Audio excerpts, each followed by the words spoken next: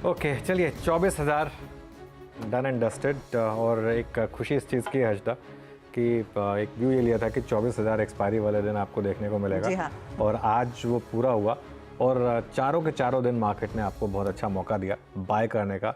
आज सुबह भी यही बात हुई थी कि यहीं पर आपको बाय करना है। एक चीज़ मैं कहूँगा, ये ठीक ठाक मौका है थोड़ी प्रॉफिट बुकिंग करने का। देखिए मेरा व्यू ये है कि अभी भी एक 24,100 तक हम जा सकते हैं, पॉसिबल है। लेकिन अगर आप वो 23,350, 23,400, 23,450 से अगर लॉन्ग है तो 24,000 पर एक बार के लिए थोड़ी प्रॉफिट बुकिंग कर लीजिए, क्योंकि नई सीरीज़ की शुरुआत कैसी होती है ये देखना ज़रूरी होगा। प्लस एक और चीज़, आज शाम को सेबी की बोर्ड बैठक होनी है, उससे पहले थोड़े कयास लगाए जा रहे हैं कि क्या कुछ आ सकता है, कि एफएनओ पे नॉर्म्स थोड़े से टाइटन हो सकते हैं या नहीं हो सकते हैं। तो उस चीज़ से पहले थोड़ा सा मुझे लग रहा है कि ये एक और कारण है कि मिड कैप थोड़ा सा अंडर परफॉर्म कर रहे हैं। तो ये दो कारण है, एक तो एफएनओ में थोड़ा सा नॉर्म टाइट हो जाए तो इसके लिए। और सुबह ने एक्सपेक्ट भी किया था कि अभी मिड कैप को छोड़ दें, कुछ टाइम के लिए लार्ज कैप के साथ ही रहें, और लार्ज कैप ही आगे आपको कुछ टाइम के लिए पैसा कमा के देने वाले हैं। उस हिसाब से चल रहा है। लेकिन यहाँ पर मुझे लग रहा है कि थोड़ी प्रॉफिट बुकिंग अगर आप करना, जैसे बैंक निफ्टी में कल हमने एक व्यू लिया था कि आप थोड़ी प्रॉफिट बुकिंग बैंक निफ्टी में कर सकते हैं। हाँ। और आज बैंक निफ्टी चला नहीं। यही मेरा मानना है कि निफ्टी में 24,000 पर थोड़ी प्रॉफिट बुकिंग अगर आप करना चाहें तो कर सकते हैं। अदरवाइज प्रॉफिट बुकिंग नहीं भी करनी तो खैर आगे स्ट्रैटेजी में डिस्कस करेंगे कि क्या करना है। लेकिन अच्छा मूव रहा मार्केट के लिए, इस चीज़ से खुशी है। जी हाँ, एक तगड़ा सेशन। और सुबह में थोड़ी सी मुनाफा वसूली देखने को मिली थी, लेकिन जो सेकंड हाफ में तेजी आई है वो आपकी स्क्रीन पर रिफ्लेक्ट हो रही है, जो 100 पॉइंट का गेन देखने को मिला है। सवाल यही है फिर आज क्लोजिंग के लिए आपकी रणनीति क्या हो। वैसे अनुज, कंसिडरिंग आज एक्सपायरी का दिन है, मैं देख रही थी कि जून का महीना, ऑफकोर्स 4 जून का बड़ा झटका, उसके बाद वॉलेटिलिटी का डर और लगातार तेजी रही है। लगभग 6% की कमाई जून की सीरीज ने आपको करके दी है। सवाल ये है, आप कहां पर इस सीरीज को लेवल वाइज क्लोज होते ही देखना चाहेंगे? देखिए अब ये तो डार्ट का गेम है, क्योंकि कहीं भी हो सकता है ये। लेकिन एक चीज़ है, 24,036 आज का हाई है। अगर ये क्रॉस होने लगा तो मुझे लग रहा है कि वो 24,100 तक भी शायद हम एक बार जा सकते हैं। हर्षदा, पॉसिबल है। लेकिन मेरा क्या मन होगा इस समय, मेरा मन ये होगा कि आज आप ना इस लेवल पे थोड़ी प्रॉफिट बुकिंग कर लें। उसका कारण बताता हूँ मैं। कल आपको मार्केट वापस एंट्री देगा, कल मार्केट आपको वापस एंट्री देगा। ऐसा नहीं होगा कि आज आप 24,000 के बहुत ऊपर बंद हो और कल आपको और 200-300 पॉइंट का गैप मिल जाए, ऐसा नहीं होगा। तो और मार्केट आपको रोज मौके दे रहा है ना, सुबह रोज आपको मार्केट नई एंट्री अपॉर्चुनिटी दे रहा है। 4 दिन से लगातार तेजी हो रही है और बड़ी तेजी हो रही है। अब इस लेवल पर आप चेज नहीं कर सकते, इस लेवल पर थोड़ी मुनाफा बुक से लेकर। अगर मुनाफा वसूली नहीं करनी है आपको तो आज का लो 23,805 इसको स्टॉप लॉस बना ले, ठीक है। लेकिन अपने प्रॉफिट को, अगर आपने बड़ा प्रॉफिट बनाया ना, उसको बहुत ज़्यादा रिस्क पे ना रखें। ये बस मैं एक चीज़ कहना चाहूँगा, शॉर्ट बिल्कुल ना करें। बहुत, हालांकि हो सकता है कि शॉर्ट में कभी कभी बीच बीच में पैसा बन जाता है, लेकिन उससे आप बड़ा ट्रेंड मिस करेंगे। तो शॉर्ट बिल्कुल ना करें, अगली डिप का वेट करें, अगली डिप पर आप बाय करें। ये एक स्ट्रैटेजी हो सकती है। बैंक निफ्टी की जहाँ तक बात है, बैंक निफ्टी में आज कोई ट्रेड नहीं है। आज पूरे दिन बैंक निफ्टी ने बिल्कुल, देखिए किस तरीके से ऊपर नीचे पूरे दिन तंग किया है बैंक निफ्टी ने। यहाँ कोई ट्रेड नहीं है। कुछ टाइम के लिए बैंक निफ्टी से दूर रहें। निफ्टी में सेक्टर रोटेशन होता रहेगा और निफ्टी में ही आपको बेसिकली ट्रेड्स ढूंढने होंगे। निफ्टी पर ही फोकस करें। और इनफैक्ट आज नहीं, पिछले 2-3 सत्रों से यही कहा जा रहा है कि आप ध्यान निफ्टी पर दीजिए। निफ्टी बैंक में जो ट्रेड आना था वो आ चुका है, अब वो कुछ ब्रीदर लेगा, उसके बाद पार्टिसिपेट करेगा। Veeru, good afternoon. बताइए किन स्टॉक्स पर नजरें आज एक्सपायरी के दिन? जैम, Harshada, good afternoon. Anuj, good afternoon. 3 stocks पर बात करूंगा, और इस क्लोजिंग के भी और जुलाई के पर्सपेक्टिव से भी। इस आकलन में ऑप्शंस और जो रोल ओवर्स के स्टैट्स हैं और जो नेक्स्ट मंथ की एक्टिविटी है, तीनों इंक्लूड कर रहा हूँ हर्षदा। पहला है LIC हाउसिंग फाइनेंस। स्क्रीन पे लेकर आइएगा एक बार। 785, 83% रोल ओवर्स। NBFCs में, HFCs में सबसे स्ट्रॉन्ग रोल ओवर्स की ट्रैजेक्टरी में है ये स्टॉक। 83% roll over. और जुलाई की इसकी 800 की कॉल भी एक्टिव है। वहाँ पे थोड़े OI शेड हुए हैं आज, यानी जो कॉल राइटर्स थे उस जोन में वो बाहर निकलते हुए। तो पहला स्टॉक है मेरा LIC हाउसिंग फाइनेंस, लगभग 83% रोल ओवर के साथ। दूसरा स्टॉक जहाँ मैं जिसका जिक्र करूँगा हर्षदा, वो है इंडस टावर्स। ये देखिए 83% रोल ओवर ऑलमोस्ट। जुलाई में 2 लाख घटे, जून में, जुलाई में 9.7%, 7 लाख बिल्डअप हुआ है, जो कि स्ट्रेंथ का इंडिकेटर है। उसके बाद है इंडस टावर्स। यहाँ पर भी रोल ओवर्स बहुत स्ट्रॉन्ग है, लगभग 68% ऊपर। प्लेसमेंट बहुत अच्छी है, ऑप्शन एक्टिविटी यहाँ भी बहुत अच्छी है। दूसरा स्टॉक ये है, और तीसरा है LTI Mindtree। जरा प्लीज़ लेके आइएगा, 3.5% अप, लेकिन रोलोवर्स यहाँ पर भी मिड कैप IT में सबसे strong. 200 day exponential moving average की ट्रेजेक्टरी के बाहर ये निकला, 81.44% रोलोवर हो चुके हैं। आज 1 लाख शेयर जून में घटे, लेकिन बिल्डअप फ्रेश काफ़ी लॉन्ग हुआ है जुलाई की सीरीज में 5%। तो 3 स्टॉक्स क्लोजिंग के पर्सपेक्टिव से आज था, एक LIC housing finance, Indus tower, और तीसरा LTI Mindtree। हर्षदा जी हाँ, यही इनफैक्ट स्टॉक्स आगे चर्चा में भी रहेंगे। ये side hold only strategy market में, बाय ऑन डिप्स। मोमेंटम मत चेज करिए, लेकिन डिप्स को बाय जरूर करिए, इवेंचुअली पैसा बनेगा आपका। बड़ी रेजिस्टेंस है 23,650 से 23,700 की, और मेरा ये मानना है कि अगर आपने इसको निकाल दिया तो 23,800 23,900 तक के लेवल ओपन हो जाएंगे निफ्टी पर। 23,800 से 24,000 के बीच एक पॉसिबल है हज तक कि मार्केट बढ़े। और ये बहुत सिंपल है, ये ट्रेंडिंग मार्केट है, मोमेंटम मार्केट है, जहां तक जा रही है वहां तक आपको इसको अप्रोच करना है। प्री बजट रैली में निफ्टी 24,500 तक भी जा सकता है। ये इस समय मार्केट में बहुत स्ट्रांग मोमेंटम है। और आपकी स्क्रीन पर 24,000 निफ्टी पहली बार पार करते हुए। जो मेरी गट फीलिंग थी कि 24,100 भी आज दिखना चाहिए। वो 24,100 दिखने के लिए आपको एक बार 24,028, 24,029 क्रॉस करना पड़ेगा। ओके, अच्छा हजता क्या है कि मैं नॉर्मली जैसे इस सब में कम बिलीव करता हूँ, क्योंकि लेकिन जो मेरी टीम में लोग हैं वो बार बार कह रहे थे कि नहीं, काफ़ी टाइम से आप लगातार 3-4 दिन से ये बात कह रहे थे, तो थोड़ा हमको इसको ऑन करना चाहिए। वैसे वरना खैर ये हम कई बार सही पढ़ते हैं, कई बार गलत पढ़ते हैं, लेकिन एक चीज़ मैं कहूँगा, इस वाले जो स्विंग है ना, इस वाले स्विंग में, और मुझे खैर सोशल मीडिया से भी फीडबैक मिलता रहता है, लोगों ने बहुत पैसा बनाया, क्योंकि इस बार के स्विंग में एक क्लियर कट व्यू ये लिया गया था कि बिल्कुल आपको डरना नहीं है। और मेरे ख्याल से जब मैं छुट्टी पे गया था उससे पहले भी मैं एक व्यू लेके गया था कि वो बैंक निफ्टी में वो डिफरेंशियल पूरा होगा, और निफ्टी में भी वो 24,000 तक की रैली पूरी होगी। और अब मुझे लग रहा है कि एक प्री बजट मूव शुरू हुआ है। आज वो बस सेबी की बोर्ड बैठक निकल जाए, एक बार वो वाला मामला साइड में हट जाए, उसके बाद 24,500 तक भी आप अगली सीरीज़ में देख सकते हैं। ये मेरा एक व्यू है। अब लास्ट का 1.5 घंटा एक बार निकाल लेते हैं, देखते हैं वो वापस 24,030 क्रॉस होता है या नहीं। लेकिन मुझे खुशी इस चीज़ की है कि इस बार के स्विंग में लोगों ने पैसा बनाया, और अच्छा पैसा बनाया होगा। चलिए, ये इनफैक्ट बढ़िया मूव देखने को मिला, और अच्छे लो लेवल से अच्छी खासी तेजी बनती दिखाई दी थी। चलिए, कुछ ट्रेंडिंग काउंटर्स अब आपकी स्क्रीन पर लेकर आएंगे, जहां पर एक अच्छा खासा मोमेंटम आज के दिन बना है। कुछ स्टॉक्स का जिक्र वैसे वीरू कर चुके हैं, लेकिन वहीं पर अब एक्शन है तो मेंशन दोबारा होगा ही।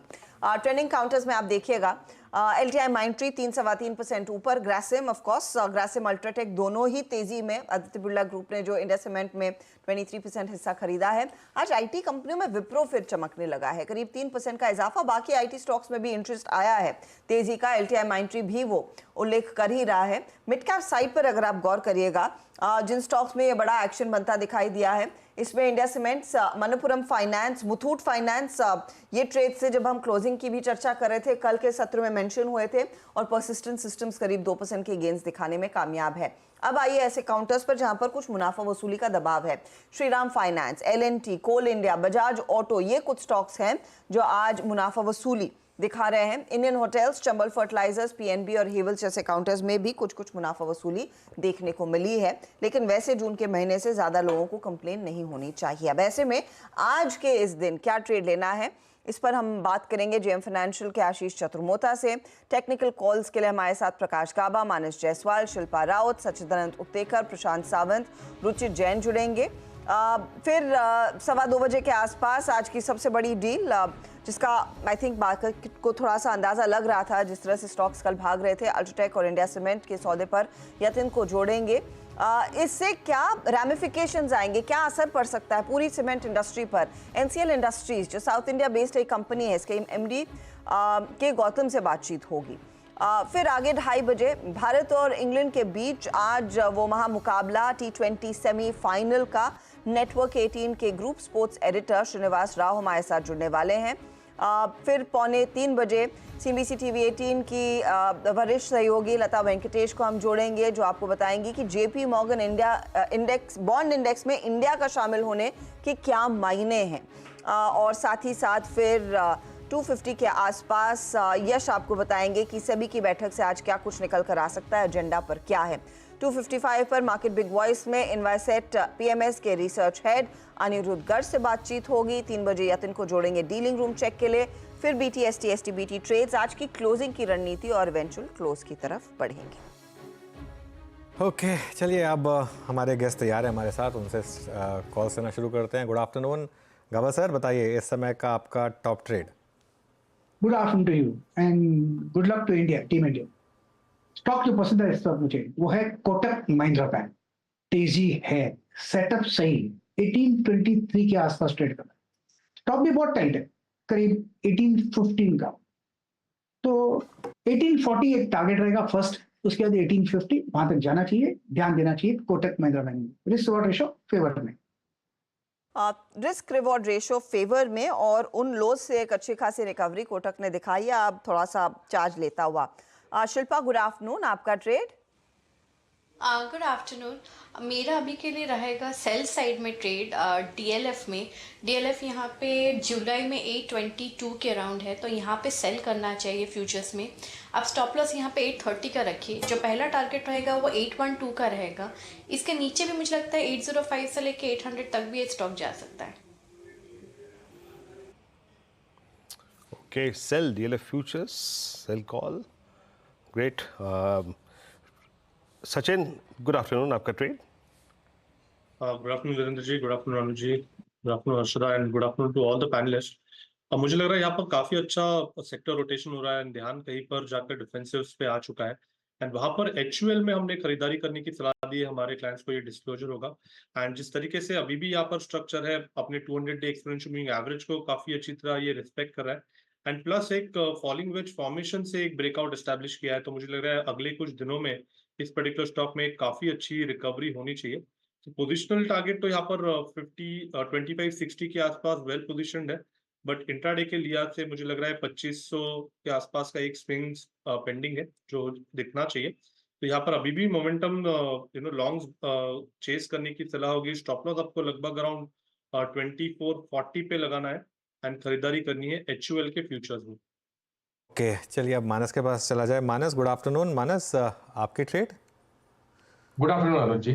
तो देखिए आईटी स्पेस पे ध्यान है और आई थिंक विप्रो पे अब एक लॉन्ग साइड पे ट्रेड लेना चाहिए। करीब 6-7 दिन से हम कंसोलिडेशन देख रहे थे, आज एक फ्रेश ब्रेकआउट विप्रो में देखने को मिला है। करंट लेवल्स पे यहाँ पर खरीदारी कर सकते हैं। 499 का स्टॉप लॉस लगाना है और 530 रुपए के टारगेट सेट करने हैं विप्रो में। ये कैश लेवल्स हैं। अगर चाहें तो ऑप्शन भी ले सकते हैं। जुलाई मंथ का 510 का कॉल ऑप्शन जो 18 रुपए 50 पैसे के आसपास ट्रेड हो रहा है, वहां पर आप 13 रुपए के स्टॉप लॉस से खरीदारी कर सकते हैं और इस ऑप्शन में 29 रुपीज के टारगेट सेट कर सकते हैं।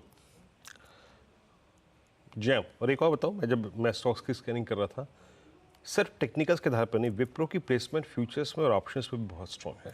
विप्रो के ऑलमोस्ट आईटी में डोमिनेट कर roll over 88% roll overs Wipro में अब तक हो चुके हैं। टेक्निकल, फ्यूचर्स और रोल ओवर के स्टैट्स तीनों विप्रो के फेवर में है। रुचित गुड आफ्टरनून, आपका ट्रेड इस वक्त का। Good afternoon Virendra ji, very good afternoon to everyone. कल हम देख रहे हैं थोड़े से डाइवर्जेंसेस ब्रॉडर मार्केट्स दिखा रहे हैं कि जहाँ पे मार्केट ब्रेथ नेगेटिव है और इंडेक्स पॉजिटिव है। सो आई थिंक ये क्लियर इंडिकेशन है कि फ्रेश बाइंग अगर यहाँ पे कर रहे हैं तो काफी सिलेक्टिव रहना चाहिए और क्योंकि ब्रॉडर मार्केट्स में सेलिंग है तो लार्ज कैप्स के साथ में ही जाना चाहिए। सो थोड़े से डिफेंसिव नेम्स में सेफ्टी ज्यादा लग रही है यहाँ पे फ्रेश बाइंग के लिए और डॉक्टर रेडीज उनमें से मेरे को खरीदारी की यहाँ पे सलाह रहेगी क्योंकि टेक्निकल स्ट्रक्चर्स काफी स्ट्रॉन्ग बन रहे हैं। आज काफी शार्प अपमूव हमने अच्छे वॉल्यूम्स के साथ में स्टॉक में देखा है। सो यहाँ पे 6100 के स्टॉप लॉस से खरीदारी करे, 6400 के अराउंड के टारगेट्स डॉक्टर रेडी में एक्सपेक्ट कर सकते हैं। डॉक्टर रेडीज में आज वाकई में थोड़ा सा चौंकाया है क्योंकि वो एक्विजिशन को कंप्लीट थम्स डाउन ब्रोकरेजेस दे रहे थे, लेकिन स्टॉक एब्सोल्यूट विपरीत डायरेक्शन में 2.5% के गेंस दिखाता हुआ। आशीष चतुर्मोता को जोड़ लेते हैं। आशीष जी गुड आफ्टरनून, बताइए आपका ट्रेड क्या होगा इस समय का। Good afternoon. देखिए मुझे जो कंजम्पशन थीम है उसमें वरुण बेवरेजेस काफ़ी पसंद है और इसकी चर्चा हमने पहले भी कई बार की और एज अ डिस्क्लोजर स्टॉक हमारे पोर्टफोलियोज में बना हुआ है। मुझे लगता है अर्षदा ये जो अभी हीट वेव्स हमें देखने को मिली उसका एक बहुत ही पॉजिटिव इम्पैक्ट वीबीएल के नंबर्स में आता हुआ देखने को नजर आएगा। तो हम देख रहे हैं कि जिस तरह के पेप्सी के बहुत से प्रोडक्ट्स के की फ्रेंचाइजी वीबीएल के पास में है, और ना सिर्फ इंडिया के अंदर में, उल्टा अफ्रीकन मार्केट्स के अंदर में भी अब इनकी काफी बड़ी एक प्रेजेंस है। और क्योंकि एक बहुत बड़ी हीट वेव हमें देखने को मिली, अब उसमें हमें लगता है इनके प्रोडक्ट्स में एक जबरदस्त वॉल्यूम ग्रोथ हमें देखने को नजर आएगा। साथ ही साथ हमें लगता है कि स्टिंग करके जो इनका एक प्रोडक्ट है, जो कैफिनेटेड ड्रिंक है और एक एनर्जी ड्रिंक के तौर पे जाना जाता है, उसके अंदर में जो टॉप लाइन ग्रोथ आ रही है वो बहुत ही सिग्निफिकेंट है। क्योंकि जो प्राइस पॉइंट है करीब 20 से 25 रुपया पे का ये प्रोडक्ट है, जो 250 ml के अंदर में आता है। वहीं हम देख रहे हैं कि इनके कॉम्पिटिटर एक समय पे थे रेडबुल, जो ऑलमोस्ट ₹125 का प्राइस पॉइंट पे आते थे। तो ये एक बहुत ही लो प्राइस पॉइंट पे इन्होंने एंट्री ली, और इसके कारण बहुत अच्छा मार्केट शेयर इस सेगमेंट में भी वीबीएल को देखने को नजर आ रहा है। और इन सबको देखते हुए मुझे लगता है कि एक अच्छी अपसाइड रहेगी। टेक्निकली स्टॉक ने एक बहुत बढ़िया बेस 1550 पे बनाया है, और मेरा मानना है 1900 से 2000 रुपए तक की ट्रेजेक्ट्री वरुण बेवरेजेस के स्टॉक में देखने को नजर आ सकती है। ओके, वरुण बेवरेजेस में एक अच्छी तेजी बनती हुई दिखाई देगी, और ये स्टॉक इनफैक्ट हाईली रिकमेंडेड रहा है आशीष की तरफ से। तो ये सारे ट्रेड्स आए, बारिंग डीएलएफ का शॉर्ट साइड का ट्रेड, बाकी सभी ट्रेड्स तेजी की तरफ है। अच्छा, कुछ स्टॉक्स की बात करते हैं। इस समय आप मनप्पुरम स्क्रीन पर लेकर आइएगा प्लीज, और मुथूट फाइनेंस, क्योंकि दोनों में अच्छा खासा मोमेंटम है। मनप्पुरम ज्यादा अट्रैक्शन दिखा चुका है, लगभग 6% का इजाफा यहाँ पर देखने को मिला है आपको स्क्रीन पर, 6-7% तक के आसपास का अच्छा खासा रोल ओवर भी देखने को मिला। मानस, कल जाते जाते इसकी हम चर्चा कर रहे थे, इनफैक्ट ये आपके ट्रेड्स में शामिल था। ये जुलाई सीरीज में रफली किस तरह के औसतन रिटर्न्स दिखाएगा? अगर हमने वो स्ट्रॉन्ग रोल ओवर देखा है, एक स्ट्रॉन्ग मोमेंटम जून सीरीज के एंड में देखा है, तो देखिए एक बड़ा ब्रेकआउट है, क्योंकि बीच में हमने I think last month correction भी देखा था। 205 रुपए से 160 तक स्टॉक करेक्ट हो गया था, लेकिन एग्जैक्टली 200 मूविंग एवरेज के पास में सपोर्ट लिया, और फिर वहां से वी शेप रिकवरी में पिछला हाई ब्रीच हो गया है। आई थिंक इस ब्रेकआउट का आप इग्नोर नहीं कर सकते। इसमें कम से कम आपको 224 और उसके ऊपर 238 तक के टारगेट्स देखने को मिल सकते हैं। तो अभी भी खरीदारी करने के मौके हैं। कोई डिप मिल जाए तो आई थिंक बेहतर लेवल है 205 206 रुपए, वहां पर आप खरीदारी करिए। 198 के स्टॉप लॉस से खरीदारी कर सकते हैं। 224 और 240 ये दो टारगेट रहेंगे मनप्पुरम के लिए नेक्स्ट मंथ के लिए। मनप्पुरम अब डी हाई पे 210 के लिए पैकेटेड करता हुआ अब लेके आइए आप निफ्टी आईटी। अप्रॉक्सीमेटली आज सुबह सुबह जब निफ्टी बैंक ने अपना काम बखूबी कर दिया, जब फर्स्ट लाइट निफ्टी में आया उस वक्त शूट अप किया ये इंडेक्स। हम 10 एक दिन से बात भी कर रहे हैं कि अनुज, जब निफ्टी बैंक चल गया, रिलायंस भी कल चल गया, थर्ड आई थिंक जो एक पिलर था शायद उसको डिलीवर करना था, एज ऑफ नाउ वो भी डिलीवर करता हुआ 36,015 का मतलब है अनुज मार्च थर्ड वीक के बाद का हाईएस्ट लेवल। क्या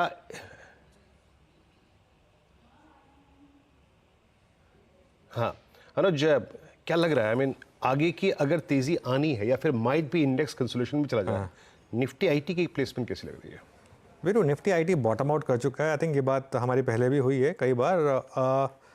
इसमें बस एक दिक्कत आती है, ये पिछले 4-5 बार का पैटर्न बन चुका है कि स्टॉक्स जो हैं अर्निंग सीजन से पहले थोड़ा रैली आती है, उसके बाद अर्निंग समाव ख़राब आती है लार्ज कैप आईटी कंपनी की, फिर अगले दिन स्टॉक गिरते हैं, फिर बॉटम बन जाता है और फिर स्टॉक चलने लगते हैं। तो वो थोड़ा सा एक बस दिक्कत है। लेकिन जो आज हुआ है ना आईटी में, उसमें एक और कारण थोड़ा सा इंडेक्स रोटेशन का भी है। आईटी ड्यू था काफ़ी टाइम से मूव के लिए। आई थिंक वो एक्सपेक्टेड था कि आईटी में एक थोड़ा सा मूव आएगा, क्योंकि बैंक निफ्टी बहुत चल चुका था, और अगर बैंक निफ्टी को रुकना था तो कोई ना कोई बड़ा इंडेक्स होगा जो कॉम्पेंसेट करेगा। कल रिलायंस चल गया, आज आईटी चल गया, हो सकता है कल एल&टी चल जाए या आईटीसी चल जाए, कल एफएमसीजी चल जाए, ये भी पॉसिबल है। ये सेक्टर रोटेशन होगा इस समय 24,000 पर, लेकिन आईटी में बॉटम बन चुका है, ये काफ़ी टाइम से मेरा व्यू है। और एक ये व्यू ये भी है कि इस साल आपका पोर्टफोलियो में 25% आईटी होना चाहिए, क्योंकि वैल्यूएशन काफ़ी अट्रैक्टिव है लार्ज कैप आईटी के। तो बाकी वरना बास्केट बना लें, Wipro, tech Mahindra, HCL tech, Infosys, जो भी आपको अच्छा लगे लार्ज कैप आईटी में। सचिन, अभी आपने डिस्कशन सुना निफ्टी आईटी का क्लियर कट ब्रेकआउट।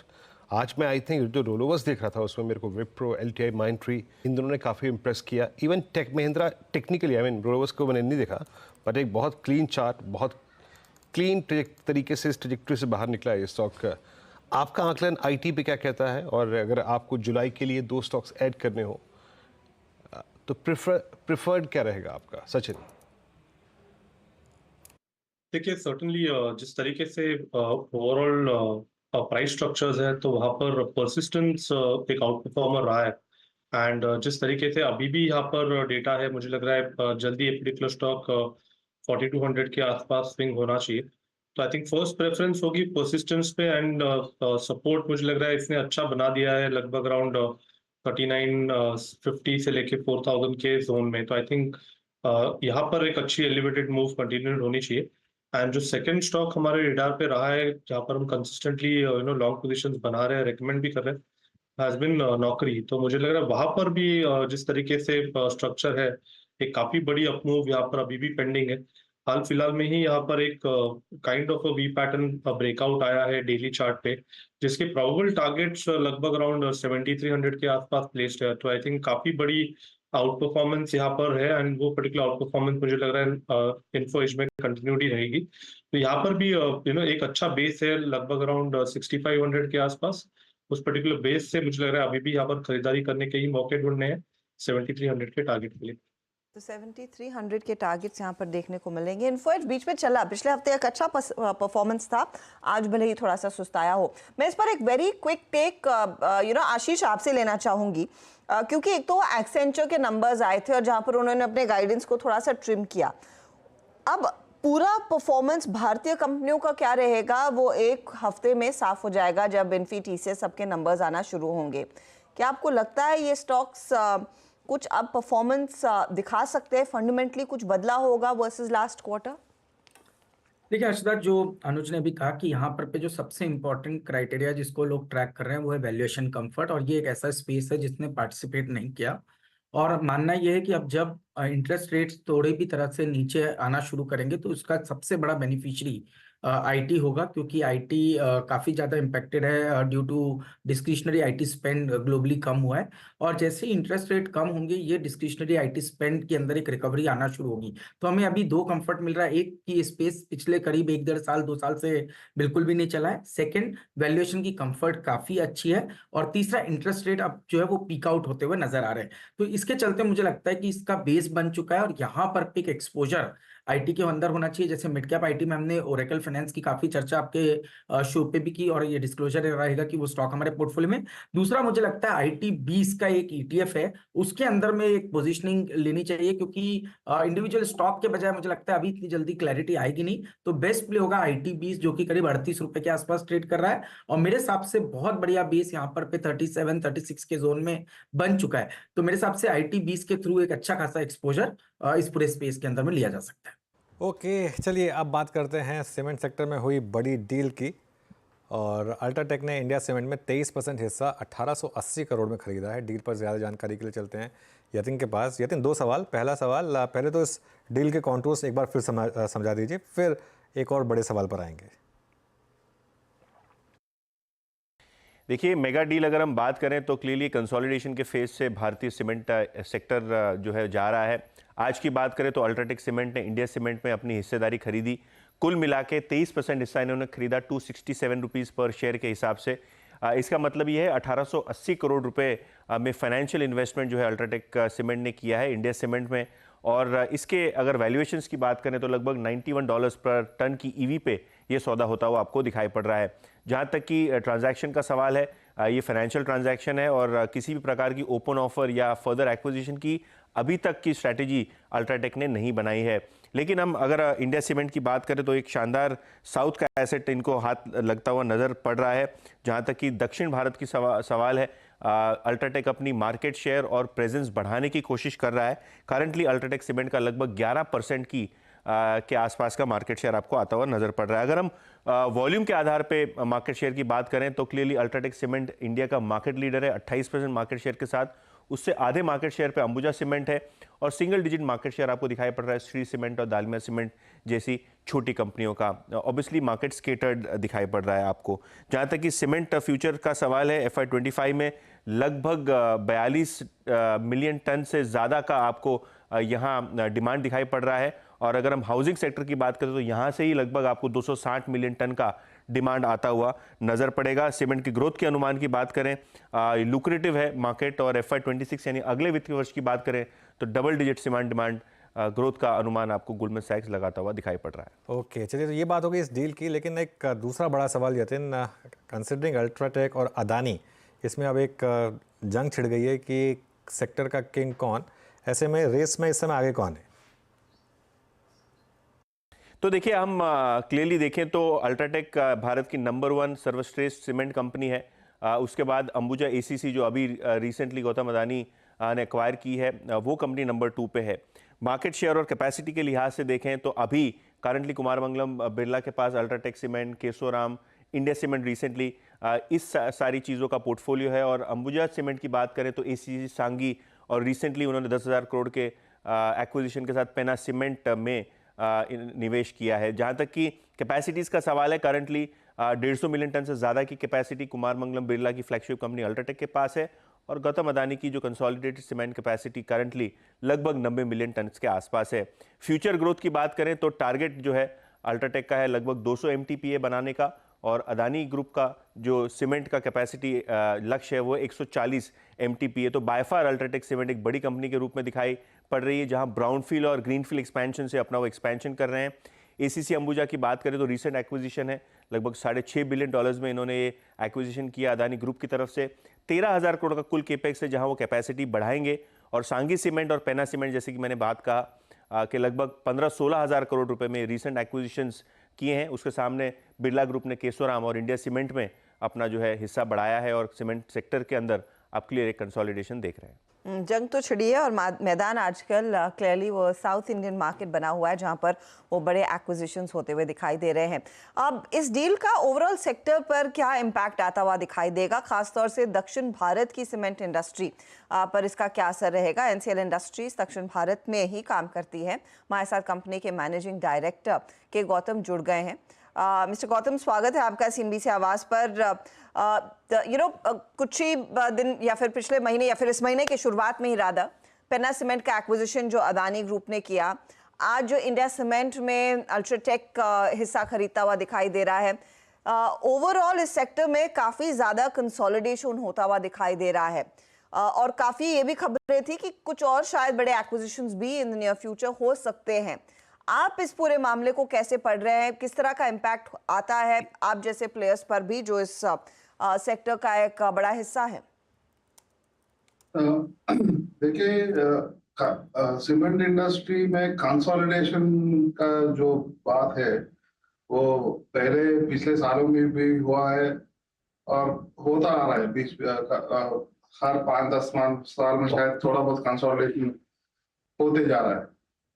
तो consolidation is bound to happen across the industry, but हमें जो है हमारे साइज ऑफ कैपेसिटी में जो हमारे ब्रांड मार्केट में जो ब्रांड वैल्यू है और हमारे कैपेसिटी यूटिलाइजेशन जो है, सो as far as NCL we don't see any issue with consolidation like that. But yes, consolidation जब हो रहा है and the business are going to bigger players, the market will have better performance. Gautam ji, good afternoon. एक सवाल यही है कि क्या छोटे प्लेयर्स के लिए अब बहुत मुश्किल हो जाएगा, और क्या उनके पास ऑप्शन बचेगा नहीं except getting merged with a bigger player? It is not like that. See, हर कोई छोटा प्लेयर स्ट्रेस में नहीं होगा। As far as NCL is concerned, you know, we have good brand presence, we have good market brand value, and our capacity utilizations are good. And our larger business is into the trade, the retail business, and we are very comfortable there.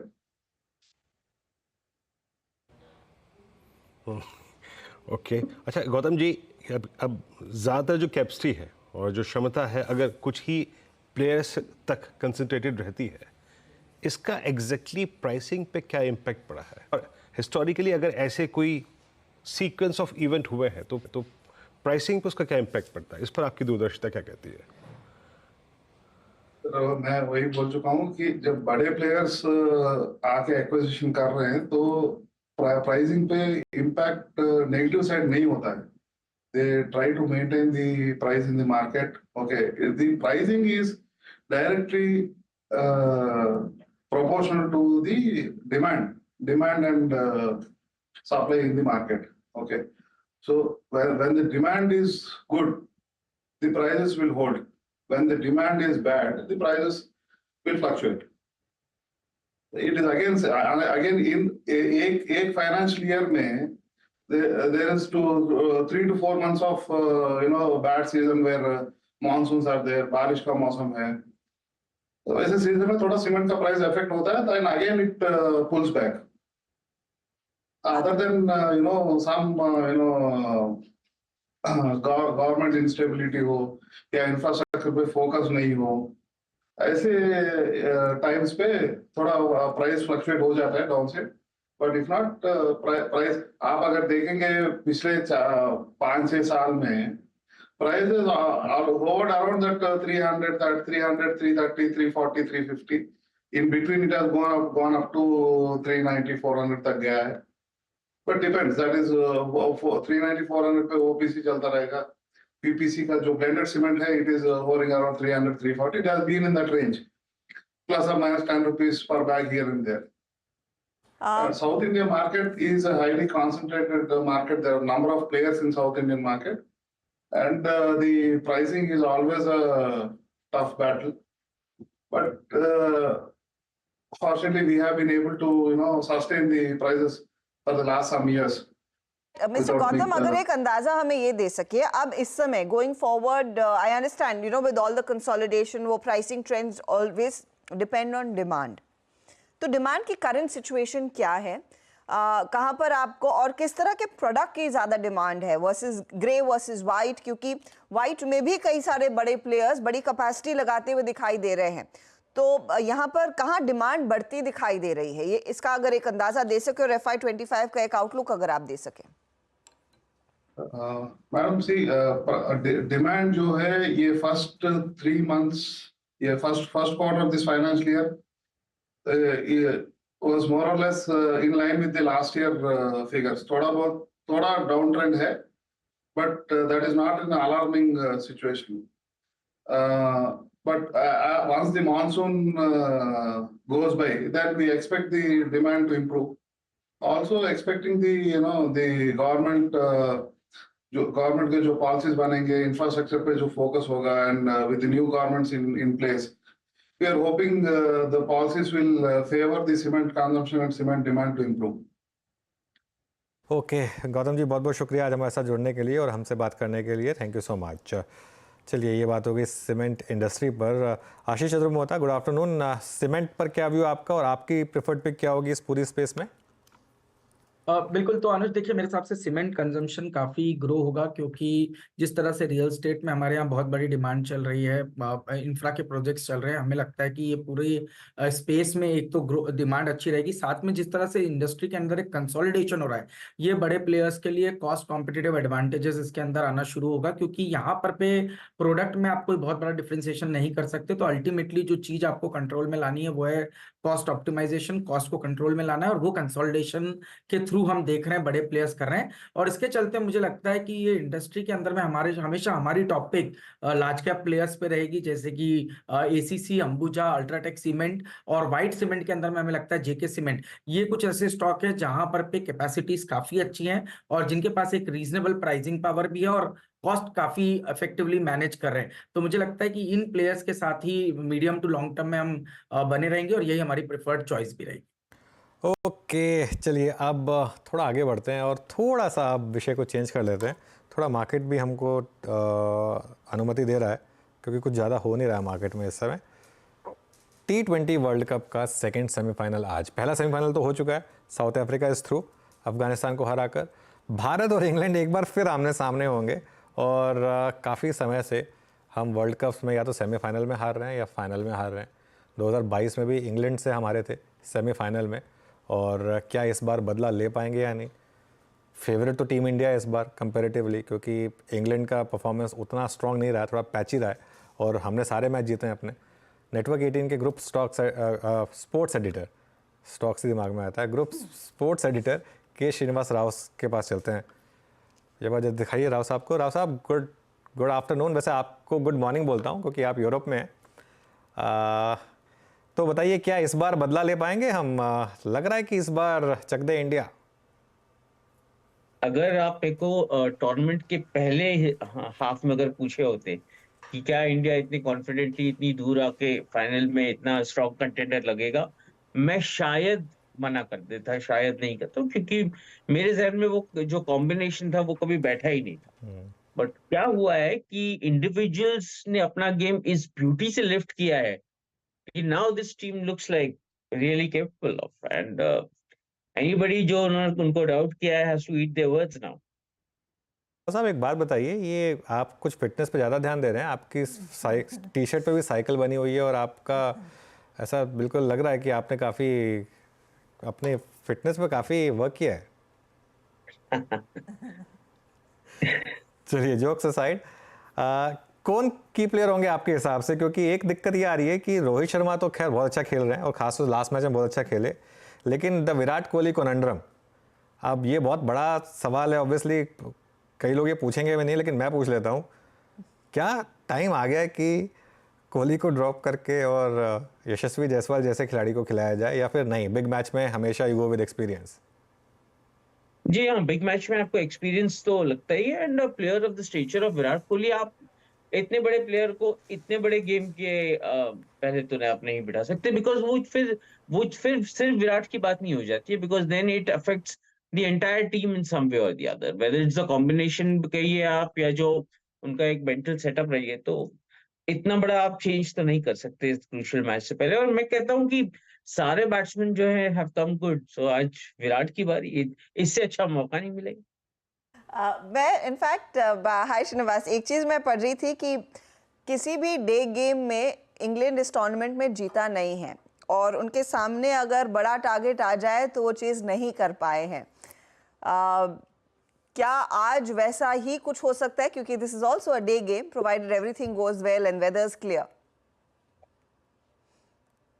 देखिए ma'am, Guyana is a slow bowlers wicket, तो यहाँ पे तो बड़ा simple है कि batting में जो एक्सपीरियंस है वो अभी दिख के आना चाहिए। हमारे पास रोहित है, जिस फॉर्म में वो है, एक kind of Surya was also once again back in touch. Slow bowling जो खेल पाया, वहीं पे मैम पूरा गेम पलटेगा। और मेरे ख्याल से हमारे पास तो वो है attack with Kuldeep around it. हमारी बैटिंग जो है, जो ऑस्ट्रेलिया के अगेंस्ट हमने वहां पे खड़े रह के एक क्रिकेटर ने, एक बैटर ने पूरे इनिंग्स को संभाला, वैसा एक इनिंग्स लगेगा। ये गोवाना की पिच पे बहुत हाई स्कोरिंग पिच नहीं है सर। मतलब मैं देख रहा था कि लास्ट 18 मैचों में लो स्कोर 39 पे किया, highest I think it was 180। आपको क्या लग रहा है कि अगर फर्स्ट बैटिंग की जाए तो क्या कितना स्कोर बेटर होगा, और क्या टॉस जीत के ये बल्लेबाजी वाली पिच ही है?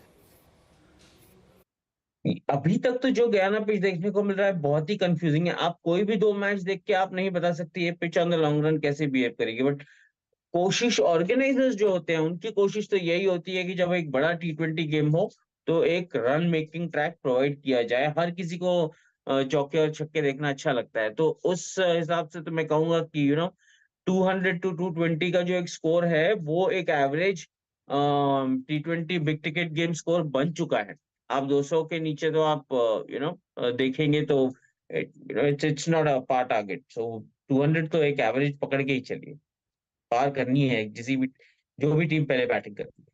ओके अच्छा, एक जरा हमारे व्यूअर्स के लिए हमने एक इमेज बनवाई है। राव साहब शायद आप ना देख पाए उस इमेज को, लेकिन एक बार जरा वो इमेज लेकर आइए। ये देखिए, ये दुगना लगान वसूल करने की तैयारी। ये बेसिकली लगान के पोस्टर में हमने रिप्लेस कर दिए सबको, और आमिर खान की जगह रोहित शर्मा और बाकी सारे के सारे प्लेयर्स लगा दिए। तो ये कोशिश है कि आज शायद वो 2022 का लगान वापस वसूला जाए। अच्छा राव साहब एक बात बताइए, अब अगर अभी तो खैर कह रहे हैं कि मामला क्लियर है, लेकिन चांसेस हैं रेंस के, तो अगर टॉस जीत गए तो क्या करें, बैटिंग या बॉलिंग? अब ऑलवेज बैट। पहले अपनी बैटिंग कर लीजिए, दैट गोज विदाउट सेइंग।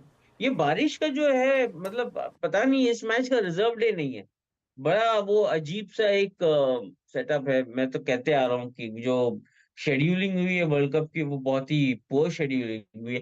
पहला सेमीफाइनल का रिजर्व डे था, सेकंड सेमीफाइनल का रिजर्व डे नहीं है। तो अगर हाँ ये मैच धुल जाता है, मिनिमम 10 ओवर तक हो सकता है, उसके बाद अगर धुल जाता है तो भाई वो पॉइंट्स टेबल के हिसाब से इंडिया जाएगी फाइनल। मुझे लॉजिक तो नहीं समझ में आ रहा, but this is what. Okay, और इंग्लैंड की तरफ से कौन आपके हिसाब से डेंजरस प्लेयर्स रहेंगे, किस पर सबसे ज्यादा नजर है? नहीं अभी देखिए, ये तो यही है कि ये बेंडाकेट को खिलाते हैं या नहीं, मुझे तो चॉइस नहीं लग रहा है, ये बेंडाकेट को ही साथ ही कंटिन्यू करेंगे। तो इनका तो मतलब द लीडरशिप हैज टू, आप इनका 2022 का सेमीफाइनल देख लीजिए जब इन्होंने इंडिया को मारा था T20 वर्ल्ड कप में, what came good, 2 openers right. तो England has to try and do the same, just make their batting come good. हमारे पास वो अटैक है गयाना को मतलब का फायदा उठाने वाला एक अटैक है, क्योंकि वो अक्सर है एक लाइन पकड़ के चलते हैं। कुलदीप जो है वो ही इज बॉलिंग ब्यूटीफुली, तो उनकी their batting has to come good. आपने स्क्रीन पे लगा के ही रखा है। अगर हमारे लिए रोहित जिस तरीके से खेल रहा है, उस तरीके से इंग्लैंड भी एक्सपेक्ट करेगा कि जॉस बटलर ही रास्ता दिखाएं। मेरा अगला सवाल फिर उसी से जुड़ा हुआ था, क्योंकि मैं बहुत इंटरेस्टिंग आर्टिकल पढ़ रही थी और उसमें बटलर वर्सेस बुमराह की बात की गई है, जहां पर 4 दफा बटलर का विकेट बुमराह ने लिया है। ये कंपटीशन क्या आपको लग रहा है और इंटेंसिफाई होता हुआ दिखाई दे सकता है, और स्पेशली इंडियन बॉलिंग साइड से आप क्या एक्सपेक्ट करना चाहेंगे? जसप्रीत बुमराह तो मैच विनर रही हैं, मतलब कैसे कैसे सिचुएशंस में उन्होंने मैच अभी निकाल के दिया है, तो वो तो अभी एक प्राइसलेस कमोडिटी है वो। बट मुझे इम्प्रेसिव लगे अर्शदीप जो पिछले मैच में जिस तरीके का स्टार्ट उन्होंने दिया। और सबसे बड़ी बात, रोहित के सपोर्ट के कारण आप देखिए कुलदीप यादव किस तरीके से ब्लॉसम हुआ है। वो रोहित कि हमेशा से वो एक चहते बॉलर रहे हैं और वो बीच में इन एंड आउट थे इंडियन टीम के, बट रोहित के आते ही मतलब लीडरशिप मैंटल लेते ही आप देखिए कुलदीप के चांसेस कैसे मिलने लगे। तो वो बॉलर का जो है कॉन्फिडेंस लेवल भी होता है, उस हिसाब से ये इंडियन अटैक जो है वो मैच विनिंग अटैक है, टूर्नामेंट विनिंग अटैक है। वाकई अर्शदीप की बॉल से इस बार बॉलिंग काफी स्विंग जो मिला, उसकी चर्चा पड़ोसी देश में भी हो रही है। इस बार स्विंग मिलेगा इस पिच में, वो प्रोवाइड कर सकती है यहाँ पर ये पिच? मैं कह रहा हूँ अर्शदीप को स्विंग, जो वेदर है, वेदर के ऊपर ही डिपेंड करेगा अभी क्या होता है। मतलब वी हैव टू 5.5 घंटे बचे हैं, तो अभी कुछ नहीं कह सकते। बिल्कुल 5.5 घंटे बचे हैं और बस उम्मीद यही रहेगी कि इस बार थोड़ा सा हमारा दिल ना टूटे और इस बार आज थोड़ा सा जीतें। और राव साहब बहुत बहुत शुक्रिया आज हमारे साथ जुड़ने के लिए और हमसे बात करने के लिए। ऑल द बेस्ट आपको भी। Thank you. चलिए, तो ये बस अब कुछ टाइम की बात है और शाम को 8 बजे मैच होने वाला है। और वैसे पता नहीं, मतलब फ्रैंकली मुझे पता है बहुत लोग ट्रोल करेंगे और बहुत लोग बहुत कुछ कहेंगे, लेकिन टाइम आ गया अब हम टीमों को चुने ना, वो मेरिट पे चुने और रेपुटेशन पे ना चुने। मतलब इतने अच्छे लड़कों ने इतनी अच्छी बैटिंग करी थी, उनको लेके जाना चाहिए था और अगर लेके गए उनको खिलाना चाहिए था। अब ठीक है, अब क्या कर सकते हैं, लेकिन मतलब मुझे रिस्क एक ही लग रहा है कि हमारी टीम की जो बैटिंग है ना वो बहुत डिपेंड करती है रोहित और स्काई पर। मतलब अगर रोहित और स्काई अगर दोनों अगर फेल हो गए तो कोई और बैट्समैन ढंग का बचता नहीं है फॉर्म के हिसाब से, तो वो थोड़ा सा बस एक दिक्कत है। और हमारी बॉलिंग बहुत अच्छी है, बॉलिंग आई थिंक हमारी बेस्ट है। बुमराह, अर्शदीप, कुलदीप, ये मतलब बॉलिंग बहुत शानदार है, तो वो हर बार बचा लेते हैं, एक देखते हैं इस बार भी। लेकिन रोहित का चलना बहुत ज़रूरी है क्योंकि वो इम्पैक्ट प्लेयर है। रोहित जिस तरीके से खेलते हैं, ना सिर्फ रन बनाते हैं बल्कि जिस तरीके से रन बनाते हैं, जो उन्होंने स्टार्क की जो पिटाई करी थी ना, देख के एक बार के लिए दिल खुश हो गया था कि मतलब एक एटलीस्ट कोई आके जिस तरीके की पिटाई कर रहा था स्टार्क की, उससे दिल खुश हो गया था और कुछ नहीं। 92 पे आउट हो गया और 92 पे भी उनको कोई फर्क नहीं था, वैसा ही शॉट खेला, ये नहीं कि टुक टुक करके सेंचुरी बना ली। ऑनेस्टली मैं एक चीज़ एडमिट करना चाहती हूँ अनुज, मैंने इस वर्ल्ड कप में कोई मैच नहीं देखी, मैं बस स्कोर फ़ोन पे चेक कर रही थी। I didn't want to jinx it for India. तो आज मैं बस फ़ोन पर स्कोर चेक करूंगी और कल सुबह मैं देखूंगी कि क्या निकल कर आता है। जो चल रहा है वैसे ही चलने देना चाहिए, but of course good luck team India. चलिए मार्केट पर वापस लौटते हैं और यहाँ पर चौके छक्के तो नहीं लग रहे हैं, लेकिन हाँ ऊपरी लेवल से मिड कैप थोड़ा सा मुनाफा वसूली दिखा रहा है और निफ्टी बैंक में 32 पॉइंट नीचे आ चुका है। चलिए मौका है तो 4 का चौका भी आपकी स्क्रीन पर लेकर आते हैं और हमारे जानकार आपको बताएंगे आपने क्या ट्रेड लेना है। सस्ता ऑप्शन के लिए शिल्पा राउत है, सचिदानंद जानेंगे एफनो सुपरस्टार, प्रशांत बताएंगे आपको चार्ट का चमत्कार और आशीष चतुर्मोता है मिड कैप फंडा के लिए। तो ये ट्रेड्स अब लेना शुरू करते हैं क्योंकि 243 वैसे भी हो रहा है। शिल्पा जी बताइए सस्ता ऑप्शन। जी हर्षदा जी, सस्ता ऑप्शन रहेगा गेल में जुलाई सीरीज में 220 का कॉल ऑप्शन जो रफली अभी ₹7.10 में ट्रेड कर रहा है। आप इसमें पार्टिसिपेट कीजिए। स्टॉप लॉस आप 3.5 का रखिए। इसका पहला टारगेट जो रहेगा वो रहेगा 11 का। इसके ऊपर भी सस्टेन करते हैं तो आपको 14 से लेकर 17 के बीच में ही ट्रेड करते मिलेगा। ओके, गेल का जुलाई का 220 का कॉल ऑप्शन लीजिए। ये हो गई शिल्पा जी की पिक, पहला ट्रेड 4 का चौका में। सचिन के पास चलते हैं एफएन सुपरस्टार के लिए। सचिन। अनुज जी, यहाँ पर खरीदारी करनी है सीमेंस के काउंटर में, और डिस्क्लोजर होगा कि हमने हमारे क्लाइंट्स को भी रिकमेंडेशन दी है अभी। जिस तरीके से रोल ओवर डेटा है, मुझे लग रहा है काफी शानदार सीरीज रही है इस पर्टिकुलर काउंटर के लिए। एंड अभी भी यहाँ पर काफी स्ट्रॉन्ग बिल्टअप है। जिस तरीके से डेटा प्रेजेंट हो रहा है, मुझे लग रहा है अगली सीरीज में लगभग अराउंड 8200 8300 के आसपास के स्विंग्स बनने की पॉसिबिलिटी नजर आ रही है। एक इमीडिएट हर्डल जरूर है 7800 के आसपास, बट जिस तरीके से ऑप्शन डेटा भी है, मुझे लग रहा है ये पर्टिकुलर लेवल भी जल्दी पार होगा। तो यहाँ पर सीमेंस के फ्यूचर्स में खरीदारी करने की सलाह होगी। स्टॉप लॉस आपको लगभग अराउंड 7720 के आसपास लगाना है। ये जुलाई फ्यूचर्स के लेवल्स में बता रहा हूँ। एंड इमीडिएट बेसिस पे एक 7900 का स्विंग नजर आ सकता है अगले 1 से 2 दिनों में। ओके, तो आपका ट्रेड हो गया। सिमेंस फ्यूचर्स बाय करना है 7776 के जोन में। चार्ट का चमत्कार प्रशांत जी से पिक करेंगे। प्रशांत जी क्या पिक कर रहे हैं आप? जी वीरू जी, गुड आफ्टरनून टू एवरीवन। यहाँ पे एमसीएक्स में एक स्लोपिंग डाउनवर्ड ट्रेंड लाइन पे रेजिस्टेंस जो था वो क्रॉस होने के बाद उसके ऊपर एक सपोर्ट लिया गया है जो कि बहुत स्ट्रॉन्ग पैटर्न होता है। तो इसमें मैं बाय रेकमेंड करूंगा। मेरा स्टॉप लॉस होगा 3760, 3760 स्पॉट के नीचे जो टारगेट होगा वो होगा 3900 से लेके 3940, 3940 तक। ओके, और अब चलते हैं आशीष चतुर्मोता के पास मिड कैप फंडा के लिए। आशीष बताइए आपके पिक। अनुज, हमें सेंको गोल्ड एंड ज्वेलरी काफ़ी पसंद है। हमें लगता है कि कंजम्पशन थीम के अंदर में एक अच्छा स्टॉक रहेगा और एज अ डिस्क्लोजर ये स्टॉक हमारे पोर्टफोलियो के अंदर भी, और उसकी चर्चा पहले भी हमने चैनल पे की है। तो हमें इसकी जो मेन कारण जो काफ़ी पसंद आ रहा है, एक तो इनका जो प्रेजेंस है वो अब ईस्ट मार्केट से में तो ये काफ़ी प्रेजेंट है, पर इन्होंने अब नॉर्थ में करीब करीब 22 स्टोर्स खोल लिए हैं, जिसकी वजह से हमें एक बहुत कंफर्ट आ रही है, क्योंकि नॉर्थ एक ऐसा मार्केट है जहाँ पे स्टडेड ज्वेलरी का जो सेगमेंट है वो काफी चलन में रहता है और ये वो सेगमेंट है जिसमें मार्जिन्स काफी बेहतर होती है। इसलिए आप देखते हैं टाइटन के अंदर में जो मार्जिन्स है वो काफी स्ट्रांग रहते हैं, क्योंकि स्टडेड ज्वेलरी का जो सेगमेंट है वो काफी स्ट्रांग है। और वही चलन हमें लगता है अब सेंको गोल्ड के अंदर में भी थोड़ा सा एक इस सेगमेंट का काफी बढ़ेगा। साथ ही साथ इनकी जो मेट्रो सिटीज में और टियर 1 सिटीज में जो प्रेजेंस है वो काफी स्ट्रांग है। तो अगर से आप इनके टोटल 155 जो स्टोर्स है उसमें से देखेंगे तो ऑलमोस्ट 80 स्टोर्स जो है वो मेट्रो सिटीज और टियर 1 टियर 2 सिटीज के अंदर में, जहां पर भी एक अच्छा खासा अभी हम देख रहे हैं कंजम्पशन का ट्रेंड बना हुआ है, और जिसकी वजह से हमें लगता है कि थोड़ा सा मार्जिन भी प्रोफाइल इनकी बेटर इंप्रूव होगी।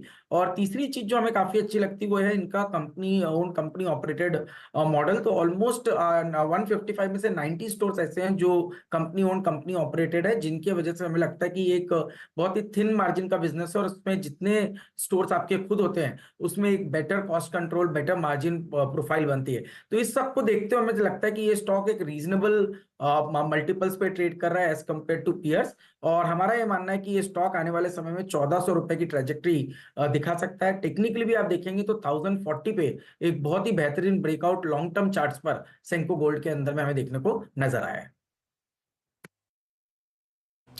जी हाँ, सेंको क्या गजब का मूव रहा है इसका। आई थिंक ये लिस्टिंग हाल फिलहाल की है, मेरे ख्याल से साल भर भी पूरा नहीं हुआ होगा, और 426 के आसपास का प्राइस था और लिस्टिंग प्राइस आज 1130 पे, आप 1400 की टारगेट के चल रहे हैं। 4 ट्रेड्स पिक किए गए आज 4 का चौका के क्रम में। पहला ट्रेड आपकी स्क्रीन पे आएगा जो पिक किया गया था, और शिल्पा राव जी ने आज पहला कॉल पिक किया था गेल का for a possible target of 11, 14, 17, 220 की कॉल जुलाई की गेल की, ये पिक करनी थी।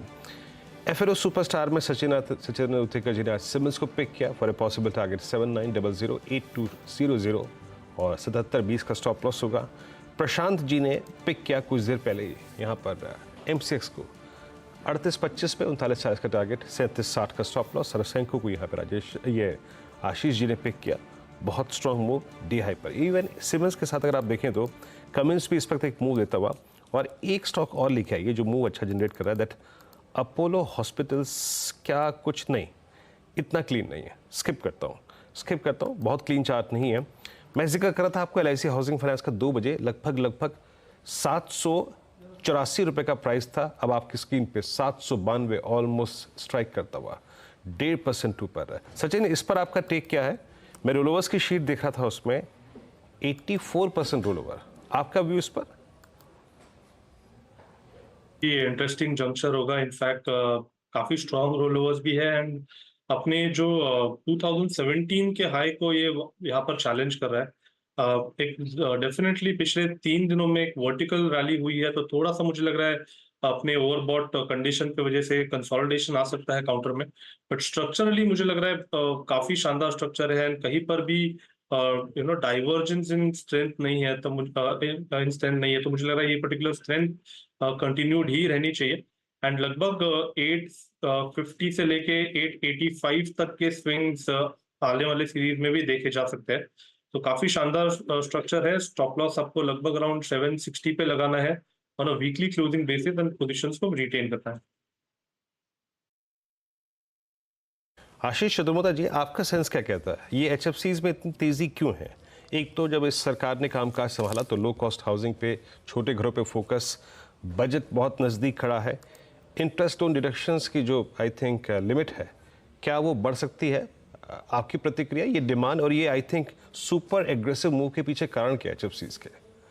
नहीं, बिल्कुल। तो जैसे ही ये नई गवर्नमेंट आई, जिस तरह से फोकस पूरे हाउसिंग सेगमेंट पे रहा, ये तब से हमने देखा है कि किस तरह से एक बहुत ही बढ़िया ट्रैजेक्टरी बनी, और साथ ही साथ आप देखिए कि जिस तरह से हाउसिंग डिमांड बनी हुई है, ये बहुत ही इंटरेस्टिंग अपसर्ज ट्रेंड में है। काफी जगह पे अभी भी जो इन्वेंट्री के लेवल्स है वो काफी लो हो चुके हैं, और सप्लाई इतनी फास्ट आ नहीं रही है। तो आप देखेंगे कि ये एक बहुत बड़ा फैक्टर है जिसकी वजह से प्राइसिंग पावर भी डेवलपर्स को आ रहा है। साथ ही साथ हमारा एक और मानना ये है कि जो एफोर्डेबिलिटी है, एफोर्डेबिलिटी को हम इस तरह से गिनते हैं कि जो आपकी EMI आप पे कर रहे हैं और जो आपकी इनकम है, उसका जो रेशियो है उसके कंपैरिजन में आप देखेंगे तो वो जो एफोर्डेबिलिटी है वो काफी स्पीड से बढ़ी है, जो पिछले कई सालों में हमें देखने को नहीं मिली थी। तो ये एफोर्डेबिलिटी के बढ़ने की वजह से भी हम देख रहे हैं हाउसिंग में एक बड़ी डिमांड है, और जिसका एक सीधा बेनिफिट हाउसिंग जो हाउसिंग फाइनेंस कंपनीज है इनको मिलता है। बिल्डिंग मटेरियल स्पेस में आप देख रहे हैं एस्ट्रल जैसा स्टॉक ने नया ऑल टाइम हाई बना चुके हैं, तो कजारिया के अंदर में एक अच्छी खासी तेजी हमें देखने को मिल रही है। तो ये क्लियरली एक ट्रेंड पूरे स्पेस में है, और मुझे लगता है कि हाउसिंग फाइनेंस में आप देखें तो कैनफिन होम्स या LIC हाउसिंग फाइनेंस जैसी कंपनी है, इनके अंदर एक अच्छा खासा ट्रेंड यहाँ से देखने को नजर आएगा। इंटरेस्टिंग मूव्स दरअसल इन सभी हाउसिंग फाइनेंस कंपनियों में पिछले 2 हफ्तों में देखने को मिले हैं। अच्छा, बाय द वे, अब इंडेक्स अगर आप देखें, Nifty mid cap, Nifty banks अभी ग्रीन टिक्स के साथ कारोबार कर रहे हैं, और 150 पॉइंट का इजाफा निफ्टी 50 खुद दिखा रहा है। मिड कैप इंडेक्स जो 100 पॉइंट नीचे था बस 5-10 मिनट पहले, अब वहां पर आ गई है करीब 30 अंकों की बढ़त। बात करते हैं कल की, बड़ा दिन है भारत के लिए, खास तौर से कल का दिन एकदम इम्पॉर्टेंट है, और ये एक इवेंट है जिसका इंतजार काफी समय से था। कल दरअसल Bharat JP Morgan bond index यानी कि GBI EM में शामिल होता हुआ दिखाई देगा। इसमें शामिल होने के बाद भारतीय बॉन्ड की खरीदारी JP मॉर्गन कर पाएगा, या फिर ग्लोबल प्लेटफॉर्म पर आएगा, तो उस लिहाज से मनी फ्लो के लिए भी एक बहुत बड़ा ट्रिगर है। इसके मायने क्या रहेंगे भारतीय इकोनॉमी के लिए, भारतीय बॉन्ड मार्केट्स के लिए, और ओवरऑल भारतीय शेयर बाजार के सेंटिमेंट के लिए? इसे समझने के लिए हमारे साथ लता वेंकटेश हैं, और आपसे शायद बेहतर इसे कोई नहीं समझा पाएगा। तो क्या मायने होंगे इस पर्टिकुलर बड़े इवेंट के? ये बहुत इम्पोर्टेंट स्टार्ट है, लेकिन कल ही क्या पूरा दिवाली हो जाएगा ये हम मानकर नहीं चल सकते। अभी इसका इम्पोर्टेंस क्या है, ये बॉन्ड इंडेक्स जैसे सेंसेक्स निफ्टी है, अगर हम निफ्टी में आ गए तो जो भी निफ्टी खरीदता है वो ये स्टॉक भी खरीदेगा। हर म्यूचुअल फंड, हर सॉवरेन फंड, पेंशन फंड जो 180 कंट्रीज में है, वो हर एक कंट्री के इंटरेस्ट रेट, इन्फ्लेशन सब ट्रैक नहीं कर पाते, तो वो इंडेक्स फॉलो करते हैं। तो अगर हम इंडेक्स में आ गए तो हमको आपो आप लोग खरीदेंगे ही खरीदेंगे। तो ये JBIEM global bond index emerging markets, JPM का इंडेक्स में हम शामिल हो गए हैं और स्टार्ट डे है कल जून 28 से। ये पूरा मार्केट कैप, ये इंडेक्स का अप्रॉक्सीमेटली जो बॉन्ड्स इसमें शामिल हैं उनका मार्केट कैप कुछ $300 बिलियन है। हमारा वेटेज, इंडिया का वेटेज उसमें 10% होगा, तो $30 बिलियन अप्रॉक्सीमेटली। ये मार्केट कैप तो शिफ्टिंग नंबर है, वो तो आप जानते हैं, कभी 270 है तो 27 बिलियन होगा हमारा, डिपेंडिंग ऑन 10% हमारा वेट होगा। सारे के सारे 30 बिलियन या 25 बिलियन कल नहीं आने, वो द इंडेक्स का वेटेज हमारा हर महीना 1% से बढ़ेगा। तो जून 28 को 1% अलाउड है और उसके बाद 2%, 3%, मार्च 2025 तक पूरा 10% हो जाएगा। तभी हमारा पूरा ये 25 बिलियन टू 30 बिलियन अंदर आने का टाइम है। लेकिन बहुत लोग फ्रंट रन कर लेते, तो हमने देखा है कि year to date, January to now, अगर आप देखेंगे the flows have been something like $9 billion. Equities में कितना है? -988 million. So I'm just giving you for comparison. Of course, equities historically तो बहुत है, लेकिन ये फ्रंट रनिंग की मैं आपको एविडेंस दे रही हूँ। काफ़ी कुछ पैसे आए हैं और एक्टिव फंड्स तो आएंगे ही। वो लोग they don't have to follow the index. अभी इसका एडवांटेज क्या है, ये तो हम लोग सब लोग जानते हैं, अगर बॉन्ड्स ज़्यादा खरीदेंगे तो यील्ड्स कम होता है और गवर्नमेंट ऑफ इंडिया को देयरफॉर कॉस्ट ऑफ बोरोइंग कम हो सकता है। आगे जाके ये पूरा फ्लो जब भी आएगा और भी इंडेक्सेस, ऑलरेडी ब्लूमबर्ग ने इंडिकेट कर दिया है कि ब्लूमबर्ग का एक इंडेक्स में हम शामिल होंगे, उसका कुछ 4 बिलियन 5 बिलियन का अनुमान है। तो ऐसे आगे भी इंडेक्सेस आएंगे। So the demand for bonds is rising.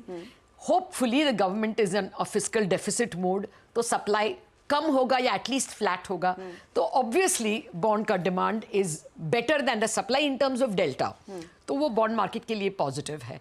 Bank stocks therefore become positive because उनका पोर्टफोलियो 25% बॉन्ड्स में ही है। And finally you have to look at the rupee. That is the biggest place where the action is. Equity के जो flows आ रहे हैं, bond के भी अभी flows already आ गए और आते रहेंगे. You are going to see the rupee as an outperformer. The Reserve Bank has to work very hard to ensure that the rupee does not appreciate. वो नहीं चाहते कि वो appreciate हो, क्योंकि हमारे goods uncompetitive हो जाएंगे. लेकिन वो at least the rupee cannot depreciate. इतना अप्रिसिएशन का चांस है। तो लता, एक चीज है कि इससे ना ओवरऑल भारतीय मार्केट्स में जो पैसा भी आ रहा है उससे सेंटिमेंटल इम्पैक्ट आएगा। ऑफ कोर्स ये बॉन्ड मार्केट की बात हो रही है, लेकिन क्या सेंटिमेंट FIIs का भारतीय शेयर बाजार के लिए भी कुछ पॉजिटिव होगा, या फिर that of course is a completely different story? I am only talking about the sentiment. See the sentiment, when जब इंडेक्स में आ जाएगा, जो अब तक एक्सपोज नहीं है, they also sit up and you are watched, so then you will be researched. इसलिए ये एक, it is a very big advertisement, you're on the global stage, so definitely equities पर भी ये एक असर होता है। और when I'm telling you that bond yields are likely not to rise, at least, of course you have to be very clear, bond yields move according to US yields, according to RBI action, according to India's fiscal deficit, ये last factor है, but still it is a cap on bond yields. So if the yields are going to be stable and the rupee is going to be stable, वो equity markets के लिए बहुत ही attractive है. It is all the recipe of a strong economy, or at least a stable economy. The fuel for a stable economy is what? Lower rates, stable currency. So definitely equity markets also will watch this very carefully. There's one point of caution. Every time a big investor, knowledgeable investor comes, you will always see कि उनको एक market discipline भी लाते हैं। वो भी हमारे budget deficit को, interest rates को बहुत सूक्ष्मता से वो परख लेंगे, they will analyse it, criticise it. So एक तरह से there is a market discipline imposed, but you know it is fine. Even if the full money comes, they will still be like 4 or 5% of total bonds outstanding. 40% is with Indian banks. So it's not going to make a big difference, but it's an incremental, huge incremental positive for India's macros. तो जैसे कहते हैं ना, collar चढ़ाने का एक मौका absolutely, जरूर है. absolutely. और शुरुआती है ये. शुरुआत ये ना है. ये 1994 moment in equities when FII first entered और हम MSCI इंडेक्स में शामिल हुए. ये ऐसा एक मोमेंट है बॉन्ड्स के लिए. और 1994 से अब तक आप इक्विटीज में FIIs का प्रवेश देखिए और यू नो रोल देखिए. So this is just the start. It's like very good times. चलिए, गुड टाइम्स टू बिगिन, और ये कल होता हुआ दिखाई देगा. शुक्रिया लता इस पूरे अपडेट के लिए और डिटेल में समझाने के लिए. अच्छा, बाय द वे, इस बीच 24,030 के लेवल्स पर 160 अंकों की बढ़त इस समय आपको स्क्रीन पर दिखाई दे रही है निफ्टी में. और जून के महीने की हम गिनती कर रहे थे कि जून सीरीज में किस तरह की हरकत देखने को मिली, तो 1500 पॉइंट बढ़ा है जून सीरीज में ये इंडेक्स. आज तक 24,050 24,060 के करीब अगर क्रॉस होने लगा तो फिर वो 24,100 का जो वो लेवल था शायद वो भी आ जाए. मैं देखने की कोशिश कर रहा था कि ये मार्केट में एकदम से जो जंप आया ये आया कहाँ से. एक बार HDFC बैंक का इंटरडे चार्ट लेकर आइए. शायद वहाँ से कुछ मूव मिला एक मार्केट को. जी हाँ, HDFC बैंक में थोड़ा सा एक इस घंटे में हल्का सा मूव आया. उसके अलावा अल्ट्राटेक सीमेंट एक बार वापस लेकर आइए. आई थिंक काफ़ी इंटरेस्टिंग है अल्ट्राटेक सीमेंट. शायद लास्ट में जो उनकी कुछ स्टेटमेंट्स वगैरह आई उससे मार्केट को थोड़ा लगा कि शायद ये सिर्फ फाइनेंशियल इन्वेस्टमेंट है, इसके लिए अच्छा मूव आया. और टाटा मोटर्स, एक बार टाटा मोटर्स का इंटरडे चार्ट देखते हैं. टाटा मोटर्स यहाँ पर एकदम से लास्ट के कुछ मिनटों में ही देखिए, मुझे लग रहा है प्योर एक्सपायरी प्ले है, लेकिन जिस तरीके से टाटा मोटर्स में एक शानदार मूव आया, बहुत स्विफ्ट और एकदम वर्टिकल मूव है इस समय टाटा मोटर्स में. चलिए, बड़े मूव्स आपकी स्क्रीन पर रिफ्लेक्ट होते हुए. लेकिन एक और चीज जिस पर भारतीय बाजार कल रिएक्ट करता हुआ दिखाई देगा वो आज मार्केट रेगुलेटर सेबी की जो बोर्ड बैठक है उसमें कई मुद्दों पर दरअसल चर्चा हुई है. आज शाम को 6 बजे के आसपास प्रेस कॉन्फ्रेंस भी है जो सेबी चेयरपर्सन माधवी पुरी बुच खुद एड्रेस करेंगी. यश इस इनफैक्ट पूरे बोर्ड मीट को ट्रैक कर रहे हैं. यश, बताइए क्या एक्सपेक्ट किया जा रहा है, किन किन मुद्दों पर चर्चा होगी इस बोर्ड मीट में? हर्षदा, काफ़ी इंपॉर्टेंट बोर्ड मीटिंग है और बोर्ड इंपॉर्टेंट इसे ये बनाता है कि तकरीबन 3 बोर्ड मीटिंग के बाद काफ़ी इंपॉर्टेंट एजेंडा आइटम्स इस बार देखने मिलेंगे. 6 बजे आपने जैसे बोला सेबी चेयरपर्सन माधवी पुरी बुच मीडिया को एड्रेस भी करेगी कि क्या अप्रूव हुआ है बोर्ड मीटिंग में और किसे अगली बोर्ड मीटिंग के लिए टाल दिया गया है. पर 3 इंपॉर्टेंट एजेंडा पॉइंट्स रहेंगे सेबी को इस बार डिस्कस करने के लिए अपने बोर्ड मीटिंग में. सबसे पहला ये रहेगा कि जो इन्वेस्टमेंट एंड होल्डिंग कंपनीज की डीलिस्टिंग रेगुलेशंस है उसे डिस्कस किया जाएगा आज के बोर्ड मीटिंग में. हो सकता है, एक्सपेक्टेशन है कि उसे अप्रूव भी आज के बोर्ड मीटिंग में किया जाए. ये नवंबर के बोर्ड मीटिंग में भी डिस्कस हुआ था, पर तब सेबी ने कहा था कि हमारे पास ज़्यादा प्रीसीडेंट नहीं है जहाँ पे इन्वेस्टमेंट होल्डिंग कंपनीज ने डीलिस्टिंग का प्रोसेस किया हो, इसलिए हमें थोड़ा और डेटा चाहिए ये समझने के लिए कि यहाँ पे रेगुलेशंस क्या होने चाहिए. तो आज एक्सपेक्टेड है कि उस पर कुछ रेगुलेशंस फॉर्म किए जाए. ये काफ़ी इंपॉर्टेंट रहेगा क्योंकि काफ़ी इन्वेस्टमेंट होल्डिंग कंपनीज है जो एक डिस्काउंट पे ट्रेड करती है अपनी लिस्टेड सब्सिडरीज से. तो सेबी का इंटेंशन ये है कि जो डीलिस्टिंग होनी चाहिए वो एक इंट्रिंसिक और राइट वैल्यू पे होनी चाहिए उनके इन्वेस्टर्स के लिए. दूसरा इंपॉर्टेंट पॉइंट ये रहेगा कि सेबी एक क्राइटेरिया डिसाइड करेगा FNO futures and option stock के एंट्री और एग्जिट के लिए. यहाँ पे जो पैरामीटर सेबी कंसिडर करता है एंट्री और एग्जिट के लिए उन्हें और टाइटन किया जाएगा. इंटेंशन सिंपल है कि जो स्टॉक ज़्यादा लिक्विड है, जहाँ पे मार्केट वाइड पार्टिसिपेशन ज़्यादा है, वो स्टॉक्स की एंट्री होनी चाहिए और जो स्टॉक्स लिक्विड नहीं है और वो पैरामीटर्स पे खरे नहीं उतरते उनकी एग्जिट होनी चाहिए. एक काफ़ी इंटरेस्टिंग रिपोर्ट थी IIFL की और उनका कहना था कि तकरीबन 70 to 75 स्टॉक्स ऐड होने चाहिए, एलिजिबल होने चाहिए FNO कैटेगरी में आने के लिए और अबाउट 18 to 22 स्टॉक्स एग्जिट होने चाहिए. तो ये एक बहुत इंपॉर्टेंट पैरामीटर रहेगा. तीसरा जो काफ़ी इंटरेस्टिंग टॉपिक रहा है मार्केट्स के लिए वो है फिन्फ्लुएंसर्स, फाइनेंशियल इन्फ्लुएंसर्स पे रेगुलेशंस. सेबी का इंटेंशन यहाँ पे ये है कि इनका जो रेवेन्यू मॉडल है उसे डिसरप्ट किया जाए, उसे रोका जाए. इसलिए सेबी अपने रजिस्टर्ड एंटिटीज़ जो म्यूचुअल फंड्स है, फाइनेंशियल सर्विसेज कंपनीज है, उन्हें कहेगा कि किसी भी तरह का commission, referral fees, profit sharing, इन सब चीज़ों से इन्वॉल्व नहीं हो जो कि अनरजिस्टर्ड फाइनेंशियल इन्फ्लुएंसर्स है उनसे. ये 3 इंपॉर्टेंट पॉइंट्स रहेंगे। देखना होगा 6 बजे क्या अप्रूवल के तौर पे आता है और क्या अगले मीटिंग पे पोस्टपोन होता है। ओके, बिल्कुल यश। तो इन सब चीज़ों पर ध्यान रखेंगे। आज शाम को ऑब्वियसली वो प्रेस कॉन्फ्रेंस होगी सेबी चीफ की, तो उसमें भी कट करेंगे शाम को। चलिए एक काम करते हैं, एक इस समय छोटा सा ब्रेक ले लेते हैं और ब्रेक के बाद बिग मार्केट वॉइसेस में हमारे साथ इन्वेस्टेड पीएमएस के पार्टनर और रिसर्च हेड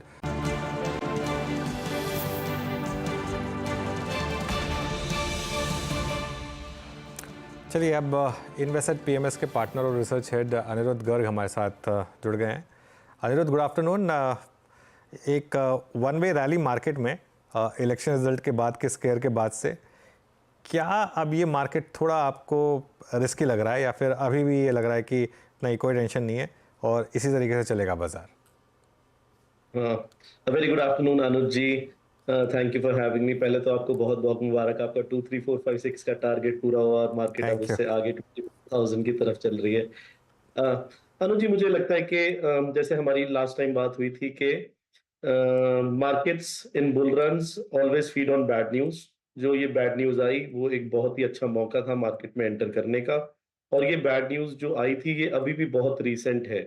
एंड अल्टीमेटली हम एक फाइनल लेग जो हम देख रहे हैं अब, जिसमें हमें जो डेस्परेटली निफ्टी और सेंसेक्स की पार्टिसिपेशन नहीं हो रही थी डिफरेंट रीजंस को लेके कि एफआईआईज तो नेट सेलर्स ही रहेंगे एंड वो सब चीजों को डिनाई करके हमारा भारतीय बाजार आगे बढ़ना शुरू हुआ है।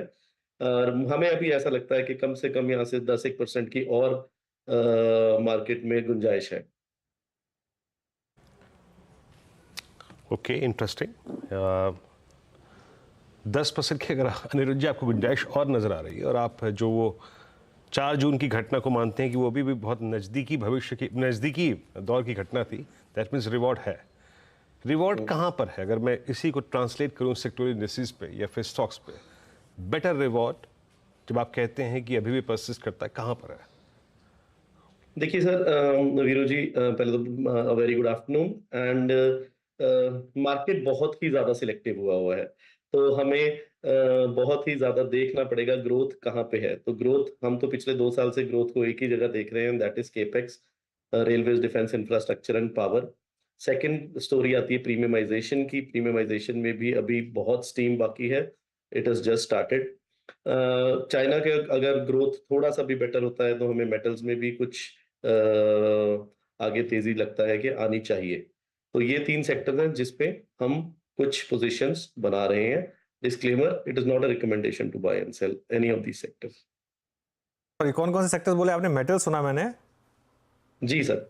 उसके अलावा केपेक्स, जिसमें रेलवेज, डिफेंस, इंफ्रास्ट्रक्चर, पावर और केपेक्स फाइनेंसिंग कंपनीज आती हैं। एंड देन प्रीमियमाइजेशन और urban consumption. Okay, got it. What about IT? IT में अब हम एक अर्निंग सीजन की तरफ बढ़ रहे हैं वापस। लार्ज कैप आईटी पर क्या व्यू बन रहा है? लार्ज कैप आईटी में हमें ये लगता है, ओवरऑल आईटी सेक्टर में हमें ये लगता है कि जो बुरा होना था वो हो चुका है, but overall they will not lead the sector. ये इस बुल रन के लीडर्स नहीं रहेंगे। तो जो एक अंडर वैल्यूएशन प्ले है वो आईटी में आ रहा है, और सिमिलरली प्राइवेट सेक्टर बैंक्स में भी। तो निफ्टी के मेजर कॉन्स्टिट्यूएंट्स ये हैं, अगर निफ्टी को यहाँ से चलना है, जैसे हमें लगता है कि कम से कम 10% निफ्टी यहाँ से और चलनी चाहिए, तो both private sector banks and IT इनका एक मेजर रोल रहेगा। अच्छा अनिरुद्ध जी, बहुत समय बाद कोई बहुत बड़ी मेगा, अगर आप देखें M&A की एक्टिविटी आज फिर स्क्रीन पे प्ले हुई। इंडिया सीमेंट, अल्ट्राटेक सीमेंट की बात मैं कर रहा हूँ। अब मतलब ये समझ लीजिए कि बीते 3 साल से ये हो रहा है, बड़ी गतिविधियों का अगर आप देखें स्पेस रहा है सीमेंट। मेजर जो कैपेसिटीज़ हैं और प्रोडक्शन जो है वो अगर ये 2 ग्रुप के पास आके सीमित हो जाएगा, तो आपका व्यू क्या है? सीमेंट को कैसे प्ले करना चाहिए? ऑल दो ये वेल्थ क्रिएटर रहा है, no doubt about that. Look at UltraTech cement, मतलब आज की इस घटना से पहले भी सबसे बड़ा मूवर था। सीमेंट पे आपका व्यू इस वक्त क्या है? देखिए वीरू जी, मुझे लगता है कि ये नहीं होना चाहिए, पर ये इनएविटेबल है, ये होगा।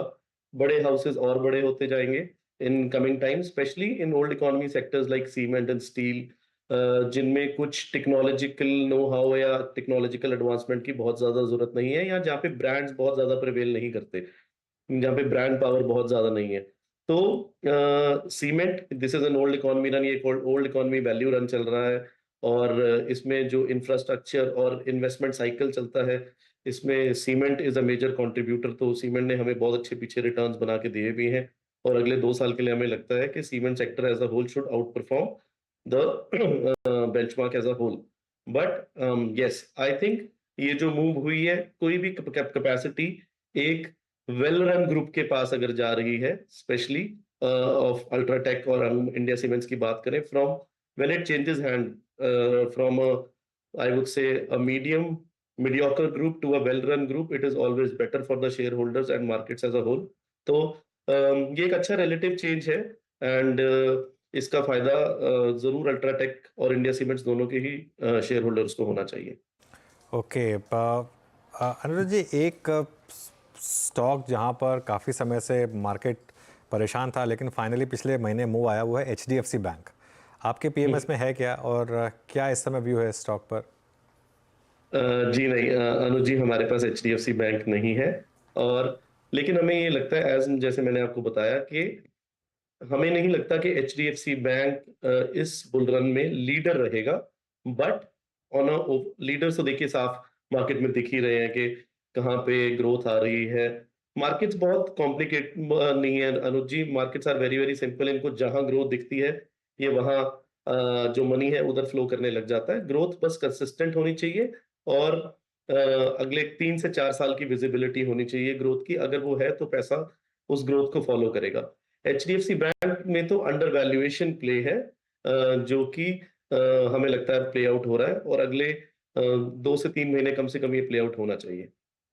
कुछ देर पहले इनफैक्ट हम टाटा मोटर्स देख रहे थे और उसमें एक बहुत शार्प स्पाइक आया। टाटा मोटर्स में खुद वो ऑफ कोर्स PVCV बिजनेस जो डीमर्ज होता हुआ दिखाई देगा, उसका भी प्ले आगे इवेंचुअली आएगा। अनिरुद्ध, इस स्टॉक पे आप लोगों का एक्सपोजर है, और लार्जली ऑटो को आप ऐसे अब कैसे अप्रोच कर रहे हैं? मैम, ऑटो सेक्टर को हम ये देख रहे हैं कि ऑटो सेक्टर को हमने 2 भागों में बांटा है। एक ट्रेडिशनल ऑटो कंपनी जैसे टाटा मोटर, महिंद्रा एंड महिंद्रा वगैरह, और एक जो अब इलेक्ट्रॉनिक व्हीकल्स या उनके कंपोनेंट्स में डील करने जा रहे हैं। तो हमारा हमेशा से फोकस रहता है कि हम रिलेटिव चेंज से मेरा मतलब कि कोई एक एडवांटेज इस कंपनी को जो कल तक नहीं थी, आज है, जिस वजह से अगले 2-3 साल में इसके प्रॉफिट्स आएंगे और शेयर प्राइस पे पॉजिटिव इंपैक्ट देखने को मिलेगा। तो हम वो रिलेटिव चेंज ढूंढते हैं। रिलेटिव चेंज हमें और साथ में हम वैल्यूएशन को कंपेयर करते हैं। So it's all valuation versus relative change. हाँ, टाटा मोटर्स में हमें ये लगता है कि अब वैल्यूएशन थोड़े ऊपर स्तरों पे हैं, और रिलेटिव चेंज इतना कोई बहुत बेहतर आ नहीं रहा है। जो कि एक ईवी का एडवांटेज इस सेक्टर को जरूर हो रहा है। एक नया सेक्टर उभर के आ रहा है। बट हाँ, साथ में वैल्यूएशंस भी इस सेक्टर में अब महंगे होते जा रहे हैं। अगर ग्लोबल ग्रोथ का थोड़ा सा भी अप मूव मिला और मेटल प्राइसेस में यहाँ से रिवाइवल हुआ, तो इनके मार्जिन्स पे प्रेशर आ सकता है। इसीलिए हम टाटा मोटर्स और अन्य ऑटो कंपनीज में यहाँ से बहुत बुलिश नहीं है। हम 2 साल से इन पे बुलिश रहे हैं, पर मैं कहना चाहूंगा कि हम यहाँ से बहुत बुलिश नहीं है। हमें बेटर अपॉर्चुनिटीज दूसरी जगह दिख रही हैं।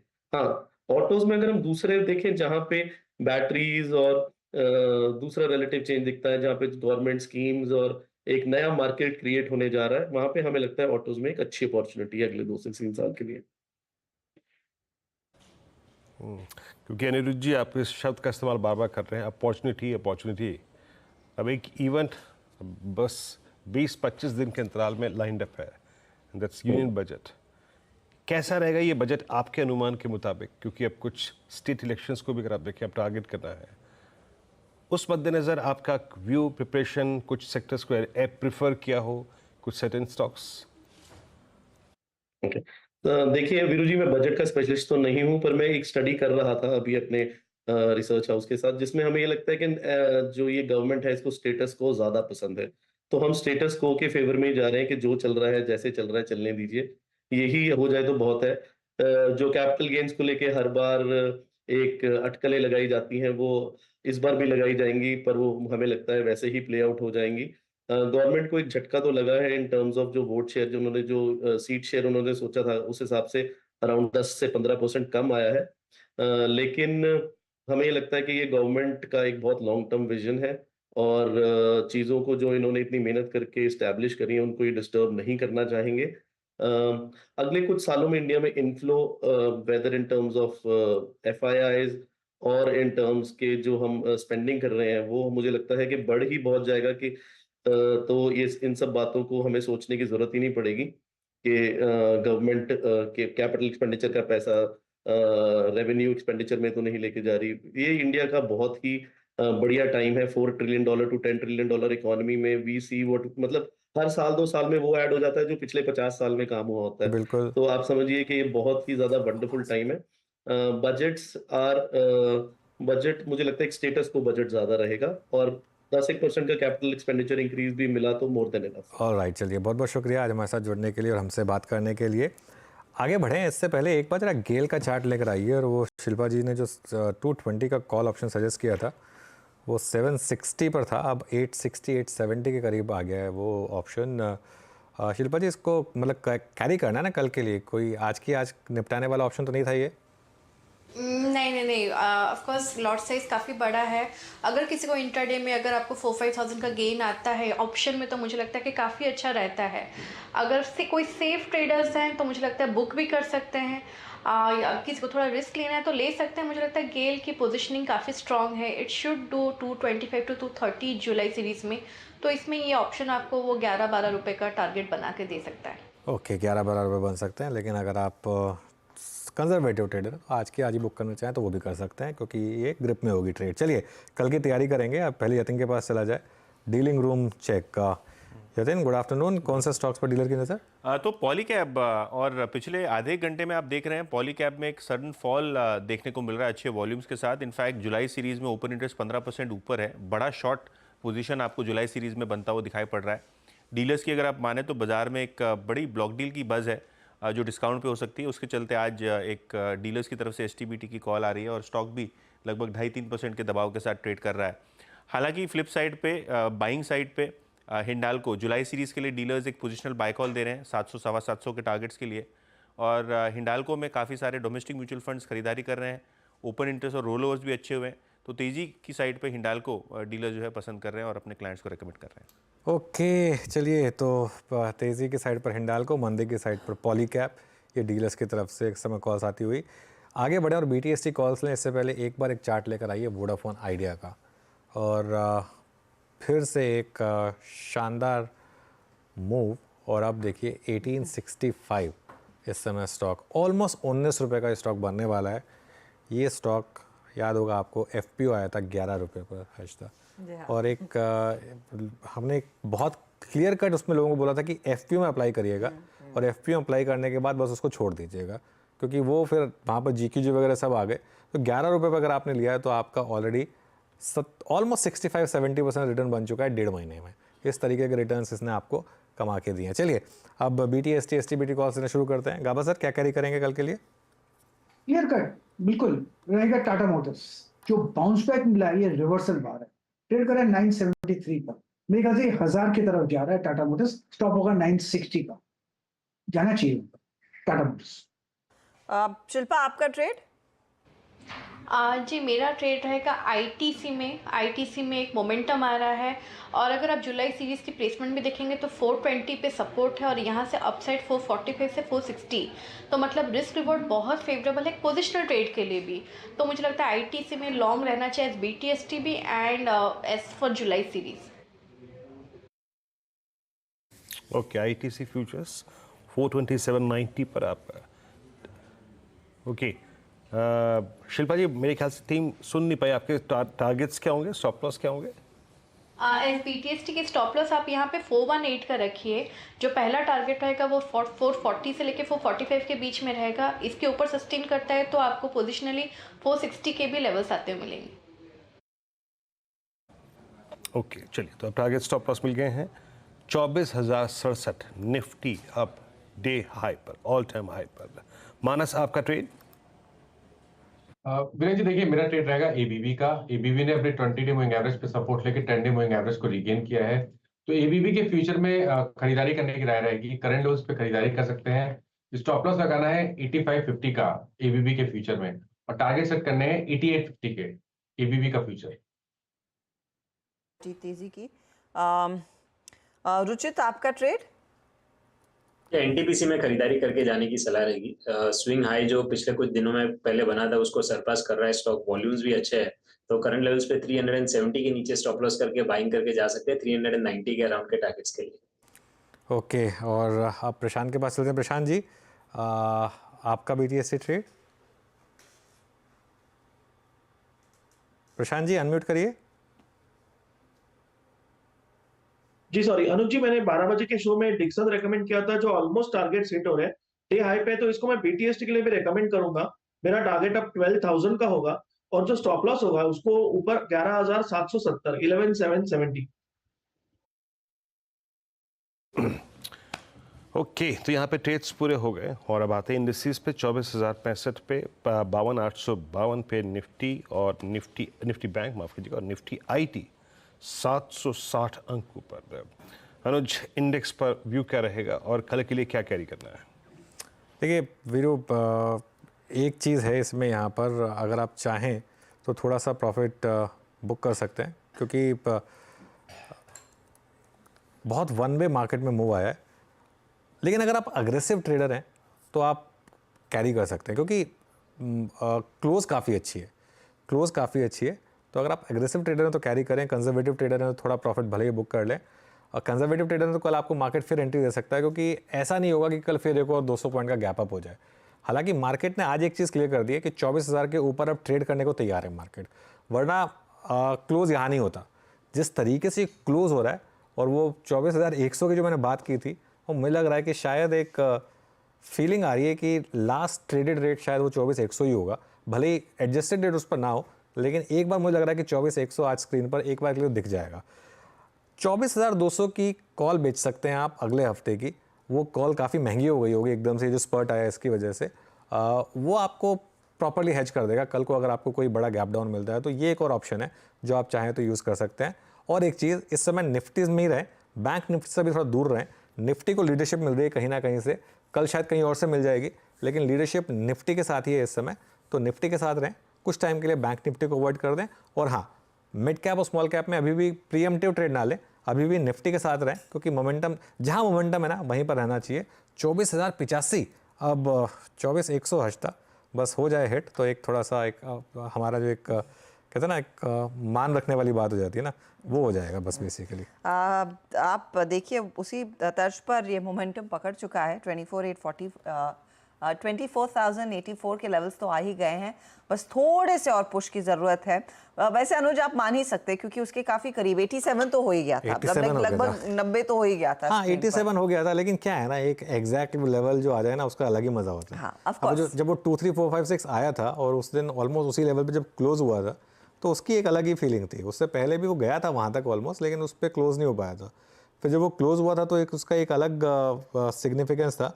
लेकिन मार्केट बहुत स्ट्रांग है आज तक। और एक चीज़ मैं फिर लोगों को बता रहा हूँ, ये मार्केट इस हफ्ते में अगर आपने मार्केट में पैसा बनाया ना, और बड़ा पैसा बनाया है, तो बहुत ज़्यादा उछलने की भी ज़रूरत नहीं है। मैं हमेशा बोलता हूँ, जब टफ मार्केट में पैसा लूज़ हो तो अपने आप को बहुत ज़्यादा ब्लेम मत करिए। इस मार्केट में अगर आपने पैसा बनाया तो कोई ये मत समझ लीजिए कि आप हर मार्केट में पैसा बनाते रहेंगे। ये मार्केट बहुत कम ऐसा होता है जो आपको इतना अच्छा, इतना क्लीन, इतना मतलब वन वे स्विंग देता है कि आपने कहीं भी बाय, कल भी हमारी क्या होता है, किसी भी लेवल पे आप ले लेंगे ना, अगले दिन मार्केट आपको रिवॉर्ड कर देगा। मान लीजिए अब जैसे क्या हो रहा है, कोई हाईएस्ट लेवल पे फंस गया, उसके बाद मार्केट अगले दिन गैप डाउन देगा, लेकिन उसके बाद भी मार्केट आपको बेल आउट कर देगा। ये वो वाली मार्केट है। मार्केट में लेकिन टफ फेज भी आएंगे, मार्केट में टफ फेज भी आएंगे। बस एक चीज़ है, जब ये वाले फेजेस आए ना तो उसमें इतना पैसा बनाइए कि उसके बाद जब टफ फेज आए तो वो उसमें से आप बिना ट्रेड करे भी काम चला सकें। इसके लिए इस फेजेस में पैसा, बहुत बड़ा पैसा बनाना बहुत ज़रूरी है, क्योंकि ऐसे ट्रेंडिंग फेजेस मार्केट में आई थिंक 3 या 4 बार आते हैं, उससे ज़्यादा नहीं आते। ये इस बहुत रेयर है कि इतना बड़ा मूव आपको कंटिन्यूसली मार्केट ने दिया है। अनुज, क्या जुलाई सीरीज के लिए भी एक्सपेक्टेशन फिर इस मोमेंटम के बरकरार रहने का रहेगा? क्योंकि जुलाई के लास्ट वीक आते आते फिर हम ऑफ कोर्स वो बजट वाले इवेंट में एक ही रिस्क है मार्केट में, एक ही रिस्क है, टैक्सेशन।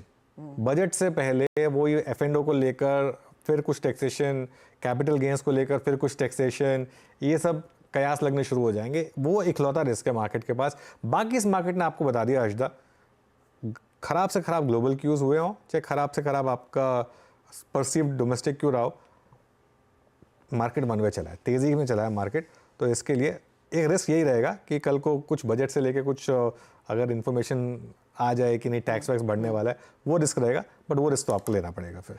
जी हाँ, वही एक स्थिति है जो थोड़ी सी ऑफ ट्रैक ले जा सकती है मार्केट को, वरना मूड माहौल मोमेंटम जो है वो लार्जली तेजी के फेवर में ही रहा है। अच्छा, हमारी पर्टिकुलर टीम चला रही है कि किस सेक्टर ने किस तरह के रिटर्न्स दिए हैं इस जून सीरीज़ में, और जून सीरीज़ के सेकेंड हाफ में आप एक चीज़ गौर करेंगे कि आईटी स्टॉक्स का अच्छा खासा मोमेंटम आता हुआ दिखाई दिया।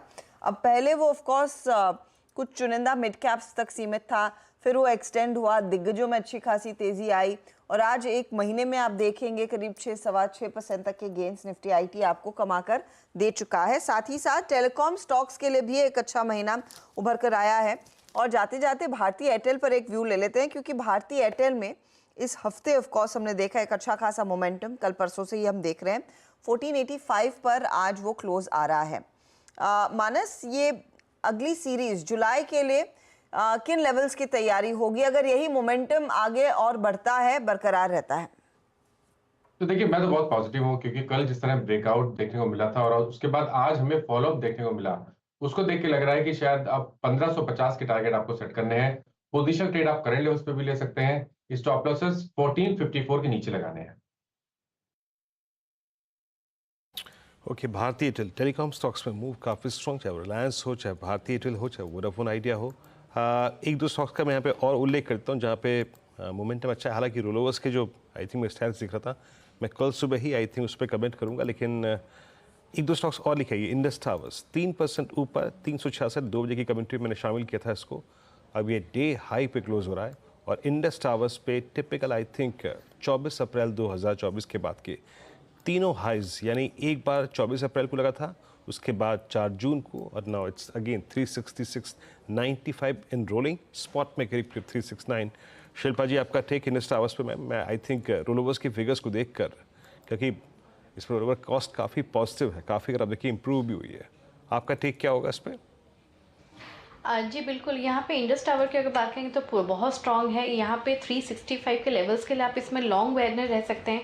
बस यही है कि ये स्टॉक बहुत बड़ा सा बैंड में जाता है, तो अगर आप यहाँ पे ले रहे हैं तो यहाँ पे 380-85 के लेवल्स के लिए आप इसमें लॉन्ग ले सकते हैं, लेकिन प्रोवाइडेड दैट 360 आपका टाइट स्टॉप लॉस होना चाहिए। और अगर आप ऑप्शंस में कहीं ट्रेड ले रहे हैं, जस्ट बी केयरफुल, ये स्टॉक बहुत बार बैंड में जाते हैं तो आपको वो इरोजन मिलता है। तो अगर आप फ्यूचर्स में कर रहे हैं, keep out very tight stop loss. Otherwise stock is very well poised कि 385 390 तक के भी लेवल्स आपको एक बार दिखाएं। मीनवेल आप एक स्टॉक और देखिए, अदानी पोर्ट्स 1492 पे और डे हाई पर। मतलब अगर मैं इसके करियर में से मतलब उस 3 जून और 4 जून को हटा दूं, 3 जून को लाजमी है कि बहुत बड़ा गैप अप हुआ था, अगले दिन सिंक हो गया था, फिर इसने शुरुआत की थी अपने I think 200 day exponential average से 1158। प्रैक्टिकली जिस रेंज में जाके क्लोज होगा, आई थिंक अगर मैं 3 जून को हटा दूँ, जिसमें ट्रेड हुआ है लगातार कुछ सेशंस में, 1493 अब तक का हाईएस्ट क्लस्टर इस स्टॉक का होगा। वॉल पर चलेगा कुछ देर में और अनुज के साथ एग्जैक्टली इस क्लोजिंग को देखेंगे, लेकिन एक अच्छे क्लोज की तरफ बढ़ते हुए closing at all time high almost two 24,064। लेकिन निफ्टी आईटी को लेके आइएगा, और आई थिंक जब हम कल चर्चा कर रहे होंगे तो उसमें एक बार आईटी के रोलोवर्स को भी देखेंगे। आईटी आज बहुत स्ट्रॉन्ग मूव देखे गया है, और इसमें स्पेशली अगर आप देखें तो जो 2-3 स्टॉक्स थे, ओरेकल फाइनेंशियल्स, एलटीआई माइंडट्री, इनमें काफ़ी स्ट्रॉन्ग मूव था क्लोजिंग के बाद। चलिए अब इस क्लोजिंग को देखने चलते बड़ी वॉल पर अनुज के पास। अनुज, ओवर टू यू।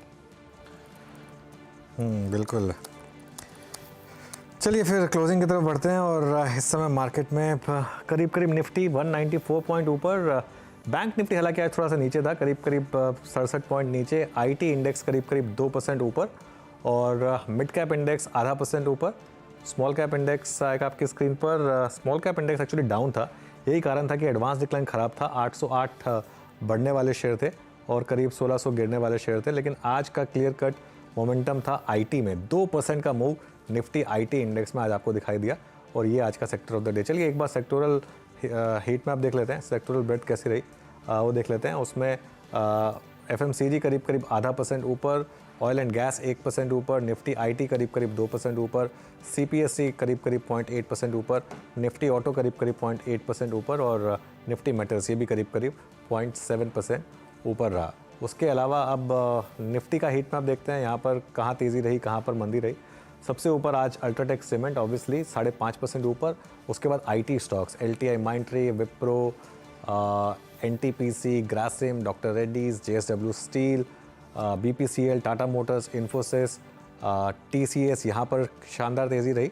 रिलायंस करीब करीब 1% ऊपर था, हालांकि सुबह थोड़ा सॉफ्ट था रिलायंस, लेकिन टुवर्ड्स द एंड रिलायंस ने एक जंप लगाया टुवर्ड्स ऑल टाइम हाई और in fact fresh all time high के साथ बंद। Shriram finance, Larsen and Toubro यहाँ पर हल्की सी गिरावट थी आज करीब करीब 1% की। उसके अलावा आयशर मोटर्स, डिवीज लैब्स और HDFC बैंक यहाँ पर भी हल्की सी आपको गिरावट देखने को मिली, लेकिन निफ्टी जा रहा है 175 पॉइंट गेंस के साथ।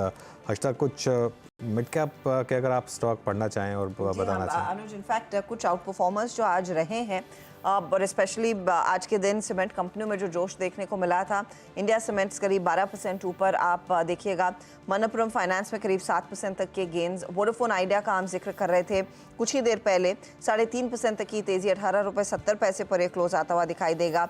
ABB इंडिया, संवर्धन मदरसन, इंडिस टावर्स ये कुछ आउट परफॉर्मर्स रहे हैं वायदे बाजार के। और कमेंट्स में भी हमने देखा है अच्छी खासी तेजी करीब करीब 3% तक की बनती दिखाई दी है। तो ये इनफैक्ट ये परफॉर्मर्स आज के फटाफट से अगर आप हो सके डायरेक्टर साहब लेकर आइएगा इस मंथ के परफॉर्मर्स भी, क्योंकि वीकली एक्सपायरी है, मंथली एक्सपायरी है, तो आप एक स्टॉक देखिएगा, श्रीराम फाइनेंस, मैक्सिमम गेंस देखने को मिले हैं ओवर द मंथ, 25% तक का इजाफा अगर आप निफ्टी की बात करें। ऑफ कोर्स आज जाकर कुछ मुनाफा वसूली आई है, लेकिन यहाँ पर एक अच्छा खासा तेजी का रुझान था। अल्ट्राटेक, टेक महिंद्रा ये दूसरे काउंटर्स थे जहाँ पर तेजी रही। कुल मिलाकर आज का सत्र अच्छा रहा है, जोश भरा रहा है, जिन लेवल्स की हमने बात की वो अचीव हुए। 24,000 के ऊपर का एक क्लोज देखने को मिला है, तो एक और रिकॉर्ड क्लोज मार्केट के लिए। ऑफ कोर्स कल से नई सीरीज का आगाज होता हुआ दिखाई देगा और जुलाई सीरीज में अब उम्मीद तो यही है कि बजट भी अगर हमारे फेवर में आता है तो 24,500 की तरफ हम बढ़ते दिखाई देंगे। फटाफट से सीधा सौदा का अपडेट आपकी स्क्रीन पर लेकर आते हैं और देखते हैं वहां पर परफॉर्मेंस कैसा था आशीष और नीरज के बीच। तो आशीष ने आर्चिन केमिकल्स, एफिल इंडिया यहाँ पर वो प्रोमोटर सेलिंग के चलते शॉर्ट साइड पर रखे, लेकिन केईसी, रामकी जैसे काउंटर्स ऑर्डर विंस पर तेजी में रहे, 3% का इजाफा। नीरज ने देखिए JSW एनर्जी ऑर्डर विन का फायदा, PI इंडस्ट्रीज एक्विजिशन का फायदा, अदानी पोर्ट और AMS लिमिटेड खबरों के चलते आज अपने रेडार पर रखे थे, वहां पर तेजी देखने को मिली है।